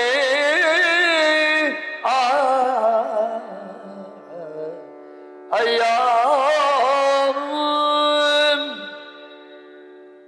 ಹನುಮಂತ ವಿವೇಕವನ್ನು ಕಳ್ಕೊಳ್ಳಿಲ್ಲ. ಏನಾದ್ರೂ ಮಾಡಿ ಮೇಘನಾದನ ಮನಸ್ಸನ್ನು ಒಲಿಸಿ ಸೀತೆಯನ್ನು ಅವನ ಕೈಯಿಂದ ಬಿಡಿಸಬೇಕು ಅಂತ ಆಶೆ. ಪಾಪ ಹನುಮಂತನಿಗೆ ಅದು ಮಾಯೆ ಅಂತ ಗೊತ್ತಿಲ್ಲ, ಅದು ಮುಗ್ಧತೆ. ಇಂದ್ರಜಿತ್ ಒಂದು ಕರೆದು ಹೇಳ್ತಾನೆ, ಮೇಘನಾದ, ತ್ರಿಲೋಕದಲ್ಲಿ ನಿಮ್ಮ ಯೋಗ್ಯತೆ ಏನು ಹೇಳಿ? ನಿನ್ನ ತಂದೆ ರಾವಣೇಶ್ವರನಂದು ಲಂಕಾಪತಿಯ ಯೋಗ್ಯತೆ ಏನು ಹೇಳಿ? ಎಂತಹ ಭವ್ಯ ಹಿನ್ನೆಲೆ ಇದೆ, ಪವಿತ್ರವಾದ ಹಿನ್ನೆಲೆ ಇದೆ, ನಿಮಗೆ ವಿಶಿಷ್ಟವಾದ ಹಿನ್ನೆಲೆ ಇದೆ. ಬ್ರಹ್ಮಮಾನಸ ಪುತ್ರನಾದಂತಹ ಪುಲಸ್ಯ, ಅವನ ಮಗ ವಿಶ್ವವಸು, ವಿಶ್ವವಸುವಿನ ಮಗ ನಿನ್ನ ಅಯ್ಯ ರಾಮ. ಹಾಗಾದ್ರೆ ನಿಮ್ಮ ಹಿನ್ನೆಲೆ ಏನು? ವಾಂಶಿಕವಾದದ್ದು, ಕುಲೋನ್ನತಿ ಇದೆ ನಿಮಗೆ. ಬ್ರಹ್ಮದೇವರಿಂದ ಪುಲಸ್ಯ, ಪುಲಸ್ಯೆಯಿಂದ ವಿಶ್ವವಸು, ವಿಶ್ವವಸುವಿನಿಂದ ರಾವಣ. ನಿನ್ನ ತಾಯಿ ಕೈಕಸ ಮಾತೆ ವಿಶ್ವವಸುವಿನ ಸೇವೆ ಮಾಡಿ, ಅದು ಹದಿಹರೆಯದ ಹುಡುಗಿ, ಒಲಿಸಿ ಸಂಪ್ರಾರ್ಥಿಸಿ ರಾವಣನನ್ನು ಪಡೆದದ್ದು, ಮಕ್ಕಳನ್ನು ಪಡೆದದ್ದು ಕುಂಭಶರವಣ, ವಿಭೀಷಣ, ಶೂರ್ಪನಖೆ. ಶಿವದೇವರ ತಪಸ್ಸು, ಬ್ರಹ್ಮದೇವರ ತಪಸ್ಸು, ತಲೆಯನ್ನು ಕಡಿದುಕೊಟ್ಟ ರಾವಣ 1000 ವರ್ಷಕ್ಕೊಂದರಾಗಿ 9 ತಲೆಯನ್ನು ಕಡಿದಾಗ 10ನೇ ತಲೆಯನ್ನು ಕಡಿಯುವಾಗ ಬ್ರಹ್ಮ ಸಾಕ್ಷಾತ್. ಏನು ಅನುಗ್ರಹ ಮಾಡಿದ! ಇಂತಹ ಒಬ್ಬ ತಪಸ್ಸಿಗೆ ರಾವಣ, ಜ್ಯೋತಿಷ್ಯದಲ್ಲಿ ರಾವಣ, ವೇದಕ್ಕೆ ಭಾಷ್ಯ ಬರೆದ ರಾವಣ, ಸಾಮಗಾನವನ್ನು ಹೇಳಿದ ರಾವಣ, ಕೈಲಾಸವನ್ನು ಎತ್ತಿದ ರಾವಣ, 14 ಲೋಕವನ್ನು ನಿಯಂತ್ರಿಸಿದ ರಾವಣ, ಯಮನ ಹೊಗಳಿಕೆಗೆ ಪಾತ್ರನಾದ ರಾವಣ, ಶಿವದೇವರ ಅನುಗ್ರಹಕ್ಕೆ ಪಾತ್ರನಾದ ರಾವಣ. ರಾವಣನೇನು? ಇಂತಹ ಯೋಗ್ಯತೆ ಉಳ್ಳಂತಹ ಈಶ್ವರಾರಾಧಕ, ವೇದಶಾಸ್ತ್ರ ತಿಳಿದವನು, ಅವನ ಮಗನಾಗಿ ನೀನು ಅನ್ಯಾಯದ ಕೆಲಸ ಮಾಡುವ. ನಿನ್ನಪ್ಪನಾದ ರಾವಣನೇ ಸೀತೆಯನ್ನು ಬಯಸಿ ತಂದದ್ದು. ನಾನು ಸೀತೆಯನ್ನು ಹೊಂದಬೇಕು, ಅನುಭವಿಸಬೇಕು. ಇನ್ನೂ ನಿನ್ನ ಅಪ್ಪನಿಗೆ ಅದಾಗಲಿಲ್ಲ. ಸೀತೆಯನ್ನು ಹೊಂದುವಂತಹದ್ದು, ಸೀತೆಯನ್ನು ಸ್ವಾಧೀನೀಕರಿಸುವಂತಹದ್ದು, ಅಥವಾ ಸೀತೆಯ ಇಚ್ಛೆಗೆ ವಿರೋಧವಾಗಿ ನಿನ್ನಪ್ಪನೇ ನಡ್ಕೊಂಡಿದ್ದ. ಏನು ಆಕ್ರಮಣ ಪ್ರವೃತ್ತಿ ಮಾಡಿದ? ಅಂತಹ ಸ್ತ್ರೀಲೋಲುಪನಾಗಿ, ಸ್ತ್ರೀಲಂಪಟನಾಗಿ ಅವನೇ ಸೀತೆಯನ್ನು ಮೀರಿ ವ್ಯವಹರಿಸಲಿಲ್ಲ. ಇವತ್ತು ನೀನು ಅವನಿಗೆ ಪಾಪವನ್ನು ಒದಗಿಸಲು ಹುಟ್ಟಿದೆ. ನೀನು ಮಾಡುವಂತಹದ್ದು ತಂದೆಗೆ ವಿರೋಧ ಆಗ್ತದೆ. ನೀನು ಅವನ ಮಗ ಅಲ್ಲ. ಹೀಗೆ ಮಾಡಿದರೆ ನೀ ಕೆಟ್ಟವನಾಗುತ್ತಿ. ನೀನು ವೀರರಲ್ಲಿ ಶ್ರೇಷ್ಠ. ಇಂದ್ರನಂದು ಗೆದ್ದವ. ರಾವಣ ದಿಗ್ವಿಜಯಕ್ಕೆ ಹೋಗುವಾಗ ದೇವತೆಗಳು ಅವನನ್ನು ಬಂಧಿಸುವ ಯತ್ನ ಮಾಡ್ತಾರೆ. ಅವಾಗ ಇಂದ್ರಜಿತ್ತು ತಾಮಸ ಎಂಬಂತಹ ಮಾಯೆಯನ್ನು ಬಳಸಿ ರಾವಣನನ್ನು ಕರ್ಕೊಂಡು ಬರ್ತಾನೆ. ಇಂದ್ರಜಿತ್ತವನ್ನು ಕಟ್ಟಿ ಹಾಕ್ತಾನೆ. ಹಾಗೆ ಇಂದ್ರನನ್ನು ಗೆದ್ದವ, ಮೀರಿದವ ಎನ್ನುವುದರಿಂದ ಮೇಘನಾದನಿಗೆ ಇಂದ್ರಜಿತ್ತು ಅಂತ ಬ್ರಹ್ಮ ವಿಶೇಷ ಉಪಾಧಿಯನ್ನು ಕೊಡ್ತಾನೆ, ಹೆಸರನ್ನು ಕೊಡ್ತಾನೆ. ಅಂತಹ ದೊಡ್ಡ ಹೆಸರು ಸಂಪಾದಿಸಿದ್ದಿ, ಪ್ರಸಿದ್ಧಿ ಬಂದಿದ್ದಿ. ಯೌವನದಲ್ಲಿರುವಾಗಲೇ ನೀನು ತಿಳಿದವ. ಹೆಂಗಸರಿನ ಪ್ರಾಣವನ್ನು ತೆಗೆದೆ ಅಂತ ಕೆಟ್ಟ ಹೆಸರು ಹಾಕಿ ಈ ಯಾಗದಲ್ಲಿ ನೀನು ಮಾಡಿದ ಯಾಗ ನೀನು ಪಡೆದ ಪುಣ್ಯ, ನಿನ್ನ ಕೀರ್ತಿ, ನಿನ್ನ ವಿಕ್ರಮ ಇದೆಲ್ಲ ಏನಾಗ್ತದೆ? ಒಂದು ಅನಾಥೆಯಾದ ಅಬಲೆಯಾದಂಥ ಹೆಣ್ಣಿನ ತಲೆ ಕಡೆದು ಈ ಸಣ್ಣ ಪ್ರಾಯದಲ್ಲಿ, ಈ ಯೌವನಾವಸ್ಥೆಯಲ್ಲಿ ನೀನು ಯಾಕೆ ಕೆಟ್ಟ ಹೆಸರನ್ನು ತಂದು ಕೊಡ್ತೀಯ? ಹಾಗೆ ಕೆಡಬೇಡ, ಕೊಲ್ಲಲು ಮನಸ್ಸು ಮಾಡಬೇಡ, ಸಮಾಧಾನವನ್ನು ತಂದುಕೋ ಅಂತ ಹೇಳ್ತಾನೆ. ಇಂದ್ರಜಿತ್ತಿಗೆ ನಾಟ್ಲಿಲ್ಲ, ಕತ್ತಿ ಎತ್ತಿದ್ದಾನೆ, ಕುತ್ತಿಗೆಯಲ್ಲಿ ಆನಿಸಿದ್ದಾನೆ, ಅವಳ ಕೇಶರಾಶಿಯನ್ನು ಬಿಡಲಿಲ್ಲ. ಮತ್ತು ಹನುಮಂತ ಹೇಳ್ತಾನೆ, ಕೇಳು. ಬಿಡುದುರಾತ್ಮರ ಬುದ್ಧಿಗನು ಕೈ ಬಿಡಿಯದಿರು, ದುಷ್ಕೀರ್ತಿಗನು ಕೈ ಬಿಡಿಯದಿರು, ದುಷ್ಕೀರ್ತಿಗನು ಸಂಗಡಿಗನಾಗದಿರಸುರ ಕೇಳ್ ಅಪಜಯನಿ ತಂಬಿನಿಯ ಕಡೆಗೆ ನೀನೀ ಸತಿಯ ಕಡಿದಡೆ ಕಡಿದು ಬಿಸುಡದೆ ಮಾನನ್ ಇನ ಕುಲದೊಡೆಯ ನಿಮ್ಮನ್ವಯದ ವಿಪಿನವನೆಂದನ ಹನುಮ. ಬಿಡುದುರಾತ್ಮರ ಬುದ್ಧಿಯನ್ನು ಹನುಮ ನುಡಿದ. ಎಲೆ ಖಳರಾಯ, ದುರಾತ್ಮಕ ಬುದ್ಧಿಯನ್ನು ಬಿಡಿ. ನಿನ್ನಂತಹ ವಿವೇಕಿಗಳು ಇಂಥದ್ದು ಮಾಡುವುದಲ್ಲ. ಒಂದು ಸಂದರ್ಭದಲ್ಲಿ ವಿಭೀಷಣ ಸೀತೆಯನ್ನು ಹಿಂದೆ ಕೊಡಬೇಕು ಅಂತ ಹೇಳುವಾಗ ರಾವಣ ಕೇಳ್ತಾನೆ. ನಾವು ಅದನ್ನು ಹಿಂದಿನ ಸಂಚಿಕೆಯಲ್ಲಿ ಉಲ್ಲೇಖ ಮಾಡಿದ್ದೇವೆ. ಚಿಕ್ಕಪ್ಪ ಹೇಳಿದ ಮಾತು ಸರಿಯೋ ಮಗನೇ, ಸೀತೆಯನ್ನು ಕೊಡಬೇಕು ಹೇಳ್ತಾ ಇದ್ದ. ಇಂದ್ರಜಿತ್ ಹೇಳ್ತಾನೆ, ತಂದದ್ದು ತಪ್ಪು ಅಪ್ಪ, ರಾಜಸಕ್ಕೆ ತಂದದ್ದು ತಪ್ಪೇ, ಸರಿಯಲ್ಲ. ಆದರೆ ನಾವು ಹಿಂದೆ ಕೊಟ್ಟರೆ ಲೋಕ ನಮ್ಮನ್ನು ನಗೆಯಾಡ್ತದೆ. ನಮ್ಮ ಪರಾಕ್ರಮಕ್ಕೆ, ಪೌರುಷಕ್ಕೆ ಅದು ಲೋಕ ನಗಡ್ತದೆ. ನಗಲ್ಲ, ಹಿಂದೆ ಕೊಡಬೇಕು ಅಂತ ನಾ ಹೇಳೋದಿಲ್ಲ, ತಂದ ತಪ್ಪು. ಹಾಗೆ ಹನುಮಂತ ಹೇಳ್ತಾರೆ, ದುರಾತ್ಮಕ ಬುದ್ಧಿಯನ್ನು ಬಿಡು, ಅಪಕೀರ್ತಿಯ ಕೈ ಹಿಡಿಬೇಡ, ಕೀರ್ತಿ ಲಕ್ಷ್ಮಿಯ ಕೈ ಹಿಡಿ. ಅಪಕೀರ್ತಿಯ ಲಕ್ಷ್ಮಿಗೆ ಯಾಕೆ ನೀನು ಕೈ ನೀಡು? ಸೋಲೆಂಬ ಸ್ತ್ರೀಯ ಸಂಗಡಿಗನಾಗಬೇಡ, ನೀನು ಗೆಲುವೆಂಬ ಸ್ತ್ರೀಯ ಸಂಗಡಿಗನಾಗ. ವಿಜಯ ಭಾಮಿನಿಯ ಕೈ ಹಿಡಿ ನೀನು, ಇದು ಸೋಲು ನಿನಗೆ ಬರುವಂಥದ್ದು. ಈ ಸತಿಯನ್ನು ಕತ್ತರಿಸಿದರೆ ರವಿಕುಲದ ರಸನಿಗೆ ಮತ್ತೆ ಬಹಳ ಸಿಟ್ಟು ಬರ್ತದೆ. ವಿರಾಧ ಸೀತೆಯನ್ನು ಕಾಡಿನಲ್ಲಿ ಎತ್ತಿಕೊಂಡು ಹೋಗುವಾಗ ಸಿಟ್ಟು ಬಂದ ರಾಮ ಲಕ್ಷ್ಮಣರು ಅವರ ಕೈ ಕಡಿಯುತ್ತಾರೆ.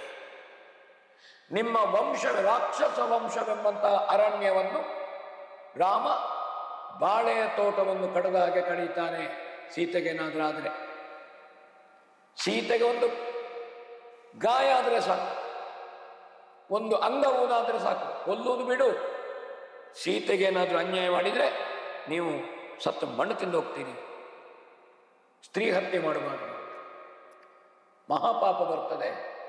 ಅದು 7 ತಲೆಮಾರು ಸತ್ತು ಹುಟ್ಟಿ ಮತ್ತೆ ಪುನರಪಿ ಜನನ, ಪುನರಪಿ ಮರಣ. ಆ ಪಾಪದಿಂದ ಮುಕ್ತಿ ಇಲ್ಲ. ಹಾಗಾದ ಸೀತಾಮಾತೆಯನ್ನು ಬಿಟ್ಟು ಬಿಡು. ಅಂಗಲಾಚುತ್ತಾನೆ, ಕೈ ಚಾಚುತ್ತಾನೆ, ಬೇಡ್ತಾನೆ, ಕಾಡ್ತಾನೆ, ನೀತಿ ಹೇಳ್ತಾನೆ.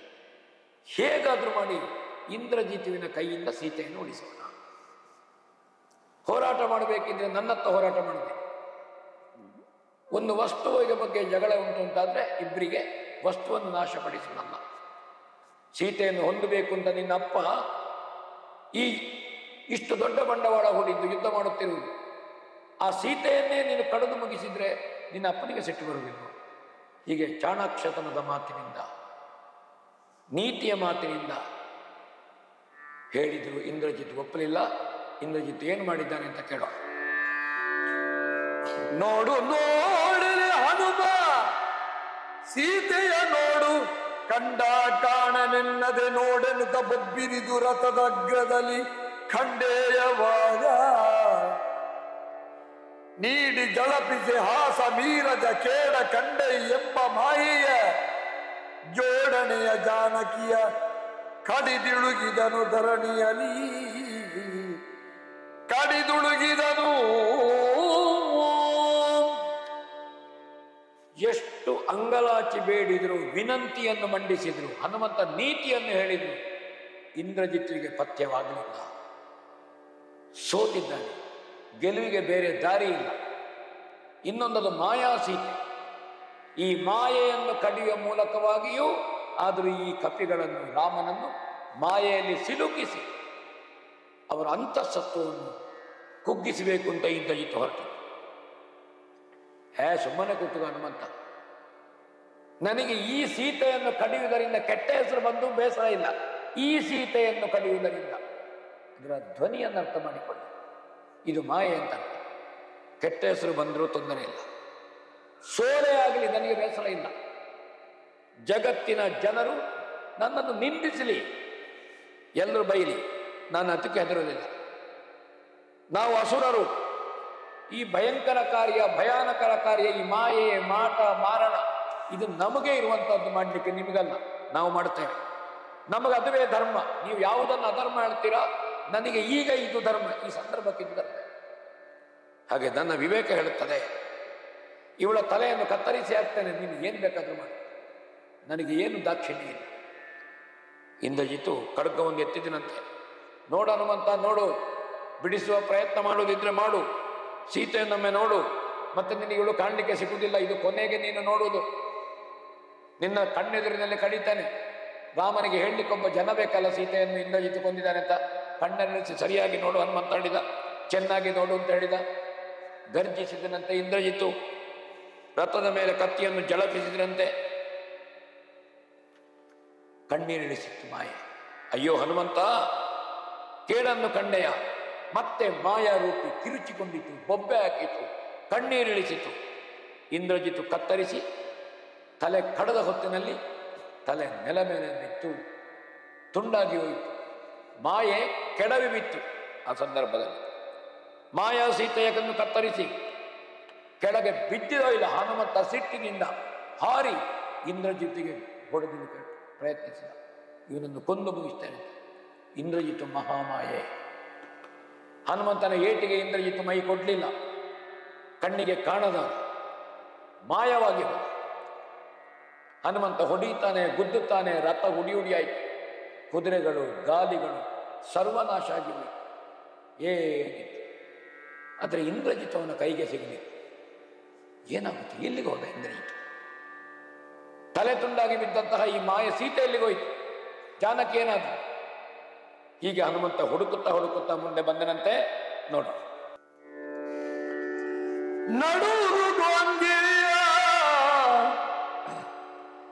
ನಡುಗುವ ಅಂಗಿದ್ವಯದ ಬಾಯ್ದಿರಿದು,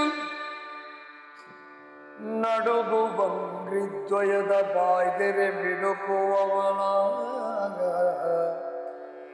ಮುಖೇಂದುವಿನ ತಡೆದು ಮುಚ್ಚುವ ತೆರೆವ ಕಣ್ಗಳ ಕಿತ್ತುವಂಗುಳಿನ ಬಿಡುವ ಜೀವದ ಬಯಲ ಸೀತೆಯ ಕಡಿಗೆರಡರಲ್ಲಿ ಸುರಿವ ನೆತ್ತರ ನಿಡುಗೊಲ ಈಕ್ಷಿಸುತ್ತ, ನೆತ್ತರ ನಿಡೋಲನ ಈಕ್ಷಿಸುತ್ತ ಮೂರ್ಛಿತನಾದನ ಹನುಮ, ಮೂರ್ಛಿತನಾದನ ಹನುಮ. ಹನುಮ ಇಂದ್ರಜಿತ್ತುವಂತೂ ಮಾಯೆಯನ್ನು ಆಶ್ರಯಿಸಿ ಪರಾರಿಯಾದ, ಹೊಡಿ ರಥ ಹುಡಿಯಾಯಿತು. ಹನುಮಂತ ಹಾಗೆ ಕಣ್ಣರಳಿಸಿ ತುಂಡಾಗಿ ಬಿದ್ದಂತಹ ದೇಹ, ಸೀತೆಯ ದೇಹದ ಬಳಿಗೆ ಬರ್ತಾರೆ. ಮಾಯಾ ಸೀತೆಯ ಬಳಿಗೆ ಬರ್ತಾರೆ. ಕಣ್ಣರಳಿಸಿ ನೋಡ್ತಾನೆ. ನಡುಗುವ ಕಾಲಗಳು, ಅದುರುವ ತುಟಿಗಳು, ಬಾಡಿ ಹೋದ ಮುಖ ಕಮಲ, ತಡೆದು ಮುಚ್ಚಿ ತೆರೆಯುವ ಕಣ್ಣರೆಪ್ಪೆ. ಕಣ್ಣರೆಪ್ಪೆ ಮುಚ್ಚುತ್ತದೆ, ತೆರೆಯುತ್ತದೆ, ಮುಚ್ಚುತ್ತದೆ, ತೆರೆಯುತ್ತದೆ, ಮುಚ್ಚುತ್ತದೆ, ತೆರೆಯುತ್ತದೆ. ಕಂಪಿಸುವ ಅಂಗಾಂಗಗಳು, ಕಂಪನ ನಿಲ್ಲಿಲ್ಲ. ಅದನ್ನು ಮಾಯೆ ಅಂತ ಅರ್ಥ. ಈ ಸ್ಥಿತಿಯಲ್ಲಿ ಇನ್ನೇನು ಜೀವ ಬಿಡುತ್ತಾಳೋ ಸೀತೆ ಅಂತ ಹನುಮಂತ ತಿಳ್ಕೊಂಡ. ಆದರೆ ಅದು ಮಾಯಾ ಸೀತೆ. ಕವಿ ಹೇಳ್ತಾರೆ, ಕತ್ತರಿಸಿದ ದೇಹದ ಎರಡೂ ಭಾಗಗಳಿಂದ ಧಾರಾಕಾರವಾಗಿ ರಕ್ತ ಸುರಿಯುತ್ತಂತೆ, ನದಿಯೋಪಾದಿಯಲ್ಲಿ ರಕ್ತ ಹರಿಯುತ್ತಂತೆ. ಈ ರಕ್ತ ಪ್ರವಾಹವನ್ನು ನೋಡಿ ಹನುಮಂತ ಮೂರ್ಛೆ ಹೋದ. ರಕ್ತ ನೋಡ್ಲಿಕ್ಕಾಗಲಿಲ್ಲ. ಮೇಘದ ಗರ್ಜನೆ ನಿಂತಹ ಆಕಾಶದಂತೆ ಇಂದ್ರಜಿತ್ ಯುದ್ಧಾಟೋಪ ಇಲ್ಲ, ಹನುಮಂತನ ಗರ್ಜನೆ ಇಲ್ಲ. ಆ ಸಂದರ್ಭದಲ್ಲಿ ಗಲಾಟೆ ನಿಂತಿತು. ಗಜ, ಗವಯ, ಗಂಧಮಾದನ ಇತ್ಯಾದಿ ಕಪಿಗಳು, ಶತಬಲಿ, ವಾನರ ನಾಯಕರು ಶಕ್ತಿಗುಂದಿದ್ರು. ಇವರು ನೋಡ್ತಾ ಇದ್ದಾರೆ ಒಂದು ಕಡೆಯಲ್ಲಿ. ಹನುಮಂತ ಧರೆಗುರುಳಿದ್ದಾನೆ. ದೇವತರುಣಿಯರು ಅಯ್ಯೋ ಅಂತ ಕಣ್ಣೀರಿಳಿಸಿದಂತೆ ದುಃಖಿಸಿ, ಛೇ ಏನೆಲ್ಲ ನಡೀತದೆ ಈ ಲಂಕೆಯಲ್ಲಿ, ರಾಕ್ಷಸರ ಮಾಯೆಯಲ್ಲಿ, ಎಂತಹ ಸ್ಥಿತಿ ಬಂದು ಹೋಯಿತು. ಇಡೀ ನಿಶ್ಶಬ್ದ ಮೌನಕ್ಕೆ ಸಂದು ಹೋಯಿತು. ಸ್ಮಶಾನದ ಸ್ವರೂಪ ಬಂದು ಹೋಯಿತು. ಯುದ್ಧ ಭೂಮಿ, ರುದ್ರಭೂಮಿ ಆಯಿತು. ಈ ನಿಶ್ಶಬ್ದತೆ ರಾಮನಿಗೆ ಅರ್ಥ ಆಯ್ತಂತೆ. ಯಾಕೆ ಸುದ್ದಿ ಇಲ್ಲ, ಏನಾಯ್ತು? ಹಾಗೆ ರಾಮ ಯಾರ ಹತ್ರ ಹೇಳ್ತಾನೆ ಅಂತ ಕೇಳೋಣ. ಹನುಮಾನೊಟ್ಟಿನೊಳಿಲ್ಲ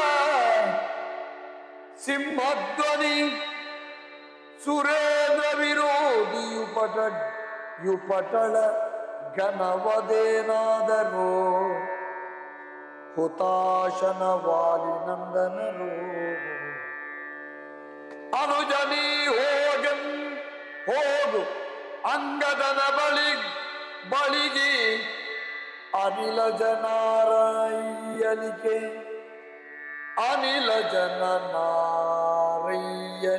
ನೀವು ಮನವ ಮಾಡಿರೆ ಜಾಂಬವರೆಯಿಂದವರ ಬೀಳ್ಕೊಂಡ ಏನಾದುದೋ. ಆ ಸಂದರ್ಭದಲ್ಲಿ ರಾಮ ಪ್ರಭು ಹನುಮಂತನ ಸಿಂಹನಾದ ಕೇಳುತ್ತಾ ಇಲ್ಲ. ಯುದ್ಧದಲ್ಲಿ ಗರ್ಜನೆ ಇಲ್ಲ. ಅವ ಸುಮ್ಮನಿರುವವನಲ್ವೇ ಅಲ್ಲ ಹನುಮಂತ. ಅದು ಇಂದ್ರಜಿತಿನ ಜೊತೆಗಿನ ಯುದ್ಧ. ನೀಲ ಅಂಗದರು ಏನಾದರು, ಯಾರದ್ದು ಸುದ್ದಿ ಕೇಳ್ತಾ ಇಲ್ಲ. ಲಕ್ಷ್ಮಣ, ನೀನು ಅಂಗದನ ಬಳಿಗೆ ಹೋಗು. ಒಂದು ಮಾತು ಹೇಳಿದ್ದ ವಾಲಿ ಸಾಯುವ ಕಾಲಕ್ಕೆ, ಅಂಗದನನ್ನು ನಿನ್ನ ಮಡಿಲಿಗೆ ಹಾಕ್ತಾ ಇದ್ದೇನೆ, ಅವರ ರಕ್ಷಣೆಯ ಹೊಣೆ ನಿನ್ನ. ಸಹೋದರನಂತೆ ಅಂಗದನನ್ನು ಕಾಯ್ದುಕೊಳ್ತೇನೆ ಅಂತ ರಾಮ ವಾಲಿಗೆ ಮಾತು ಕೊಟ್ಟಿದ್ದಾನೆ. ತಾರೆ ಇದ್ದಾಳೆ ತಾಯಿ. ಲಕ್ಷ್ಮಣ, ಅಂಗದ ಏನಾದ ಅಂತ ನೋಡು. ರಾಮನಿಗೆ ಕರ್ತವ್ಯದ ಪ್ರಜ್ಞೆ, ವಾಲಿಗೆ ಕೊಟ್ಟ ಮಾತು ನೆನಪಾಯಿತು. ಅವನ ಧ್ವನಿ ಕೇಳ್ತಾ ಇದ್ದ, ಹೋಗು, ಅಂಗದ ಎಲ್ಲಿದ್ದಾನೆ, ಹೇಗಿದ್ದಾನೆ. ಹೊಣೆಗಾರಿಕೆ ನೆನಪಾಯಿತು, ಮಾತು ನೆನಪಾಯಿತು. ಈ ಸಂದರ್ಭದಲ್ಲಿ ಹನುಮಂತನನ್ನು ವಿಚಾರಿಸಿಕೊಂಡು ಬರಲಿಕ್ಕೆ ನೀವೆಲ್ಲ ಜೊತೆಗೆ ಹೋಗಿ ಅಂತ ಜಾಂಬವರನ್ನು ಕರೆದ. ಜಾಂಬವರೇ, ಹನುಮಂತ ಏನಾದಂತ ನೋಡಿ. ಸೀತಾನ್ವೇಷಣೆ ಮಾಡಿದಂತ ಹನುಮಂತ ದಾಸಭಕ್ತಿಯಲ್ಲಿದ್ದಾನೆ, ಪರಮ ಭಕ್ತನಿದ್ದಾನೆ. ಬಿದ್ದವರನ್ನು ಸಂಜೀವಿನಿಯ ಮೂಲಕವಾಗಿ ಎಬ್ಬಿಸಿದ ಹನುಮಂತ. ಅವ ಏನಾದ ಅಗ್ನಿಕುಮಾರ ನೀಲ ಎಲ್ಲಿದ್ದಾನೆ, ಅವನನ್ನು ಹುಡುಕಿಕೊಂಡು ಬಂದ. ಅಪ್ರತಿಮ ವಿಕ್ರಮಿ. ಎಲ್ಲ ಜೊತೆಯಾಗಿ ಹೋಗಿ ಅಲ್ಲಿಯ ವಿಚಾರ ತಿಳಿದು ಆದಷ್ಟು ಬೇಗ ಸಮಯ ತೆಗಿಲಿಕ್ಕಿಲ್ಲ, ಅವಸರ ಇದೆ, ತುರ್ತು ಕಾರ್ಯ ಇದು ಅಂತ ನೇಮಿಸ್ತಾನಂತೆ. ರಾಮನು ಚಿಂತೆಯನ್ನು ಬೆಳೆಸಿಕೊಂಡಿರುವ ಹನುಮಂತನ ಬಳಿಗೆ ಜಾಂಬವರು ಬರ್ತಾರೆ. ಅಂಗದನನ್ನು ಹುಡುಕ್ಲಿಕ್ಕೆ ಹೋಗ್ತಾರೆ. ಅಳುಕುತ್ತಾ ಅಖಂಡ ಬಲಶಾಲಿಯಾದಂತಹ ಜಾಂಬವರು ಹುಡುಕಿಕೊಂಡು ಬಂದ್ರಂತ. ದಾರಿಯಲ್ಲಿ ಯುದ್ಧ ಭೂಮಿಯಲ್ಲಿ ಎಲ್ಲ ಹೆಣಗಳು ರಾಶಿ ಎಲ್ಲ ಬಿದ್ದಿದೆ. ಅದನ್ನೆಲ್ಲ ಬದಿಗೆ ಸರಿಸ್ತಾ ಹತ್ತಿ ಇಳಿದಲ ಸುತ್ತ ನೋಡಿ, ಓ ಮಹಾದೇವ ಅಂತ ಉದ್ಗರಿಸಿದ ಜಾಂಬವ. ಏನು ನಡೆದೋಯ್ತು ಅಂತ ನೋಡಿ. ಬಿದ್ದಂತಹ ಹನುಮಂತ, ಶಕ್ತಿಗುಂದಿದ ಹನುಮಂತ, ಮೌನಕ್ಕೆ ಜಾರಿದ ಹನುಮಂತ, ಕಣ್ಣೀರಿಳಿಸುವ ಹನುಮಂತ, ಇವನನ್ನು ನೋಡಿದ್ರಂತೆ ಜಾಂಬವರು. ನೋಡೋಣ. ಹತ್ತಿರಕ್ಕೆ ಬರಲಂಜಿ ಹನುಮನ ಸುತ್ತಿ ದೂರದೊಳಿಗ ಮರುಳ್ಗಳ ಮೊತ್ತವನು ಬಗಿದೆರಗುತ್ತ ಕಿಳ ವಿಗಂಗಮ ವ್ರಜವ ಹತ್ತುಗೆಯ ಕರತಾಳದಲ್ಲಿ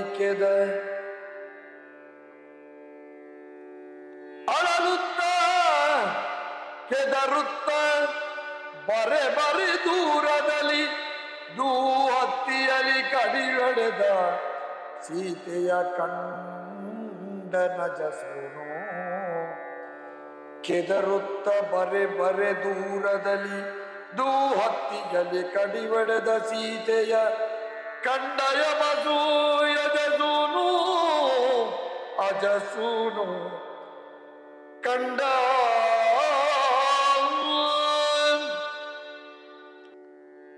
ಬಹಳ ಪ್ರಯಾಸದಿಂದ ಜಾಂಬವರು ಬರ್ತಾರೆ. ಹನುಮಂತನ ಹತ್ತಿರಕ್ಕೆ ಬಂದರು. ಹೆದರಿ ಬಹಳ ದೂರದಿಂದ ಪಿಶಾಚಿಗಳು ನಿಂತುಕೊಂಡಿತ್ತಂತೆ. ಆ ಸಂದರ್ಭದಲ್ಲಿ ಅದನ್ನೆಲ್ಲ ಭೇದಿಸಿಕೊಂಡು ಹಾರಾಡುತ್ತಿರುವ ಹದ್ದುಗಳ ನಿವಾರಿಸಿಕೊಂಡು ಜಾಂಬವರು ಬಂದರು ಅಂತ ಕವಿಯಲ್ಲಿ ಹೇಳ್ತಾರೆ. ಕೈಗಳನ್ನೆಲ್ಲ ಚದುರಿಸುತ್ತಾ ಮುಂದೆ ಬಂದರಂತೆ ಜಾಂಬವರು. ಬರ್ತಾ ಇದ್ದ ಹಾಗೆ ಎರಡು ಭಾಗವಾಗಿ ಕತ್ತಿಯಿಂದ ಕಡಿಯಲ್ಪಟ್ಟ ಸೀತೆಯ ಕಳೆಯವರವನ್ನು ಕಂಡರು. ರುಂಡ ಬೇರೆ ಮುಂಡ ಬೇರೆ. ಕಣ್ಣೀರು ಸುರಿಸುತ್ತ ಕೈ ಕಟ್ಟಿಕೊಂಡು ನಿಂತದ್ದು ಅಲ್ಲ, ಕೂತದ್ದು ಅಲ್ಲ, ಮಲಗಿದ್ದು ಅಲ್ಲ, ಮುದುಡಿಕೊಂಡು ಬಿದ್ದಿರುವಂತಹ ಉತ್ಸಾಹ ಹೀನನಾದಂತಹ ಹನುಮಂತನನ್ನು ನೋಡಿದ. ಒಂದು ಕಡಿದು ಬಿದ್ದ ದೇಹದಿಂದ ಧಾರಾಕಾರವಾಗಿ ಕೆನ್ನೀರು ಹರಿಯುತ್ತಿರುವಂತಹ ಸೀತೆ, ಮಾಯಾ ಸೀತೆ, ಮುದುಡಿ ಎರಡು ಕಣ್ಣುಗಳಲ್ಲಿ ಧಾರಾಕಾರವಾಗಿ ಕಣ್ಣೀರು ಸುರಿಸುತ್ತಿರುವಂತಹ ಹನುಮಂತ ಒಂದು ಕಡೆ. ಅಲ್ಲಿ ಮಾಯಾ ಸೀತೆಯ ಕುತ್ತಿಗೆಯಲ್ಲಿ ಕೆನ್ನೀರು, ಹನುಮಂತನ ಕಣ್ಣಿನಲ್ಲಿ ಕಣ್ಣೀರು. ಇದು ಇಳಿತಾ ಇದೆ.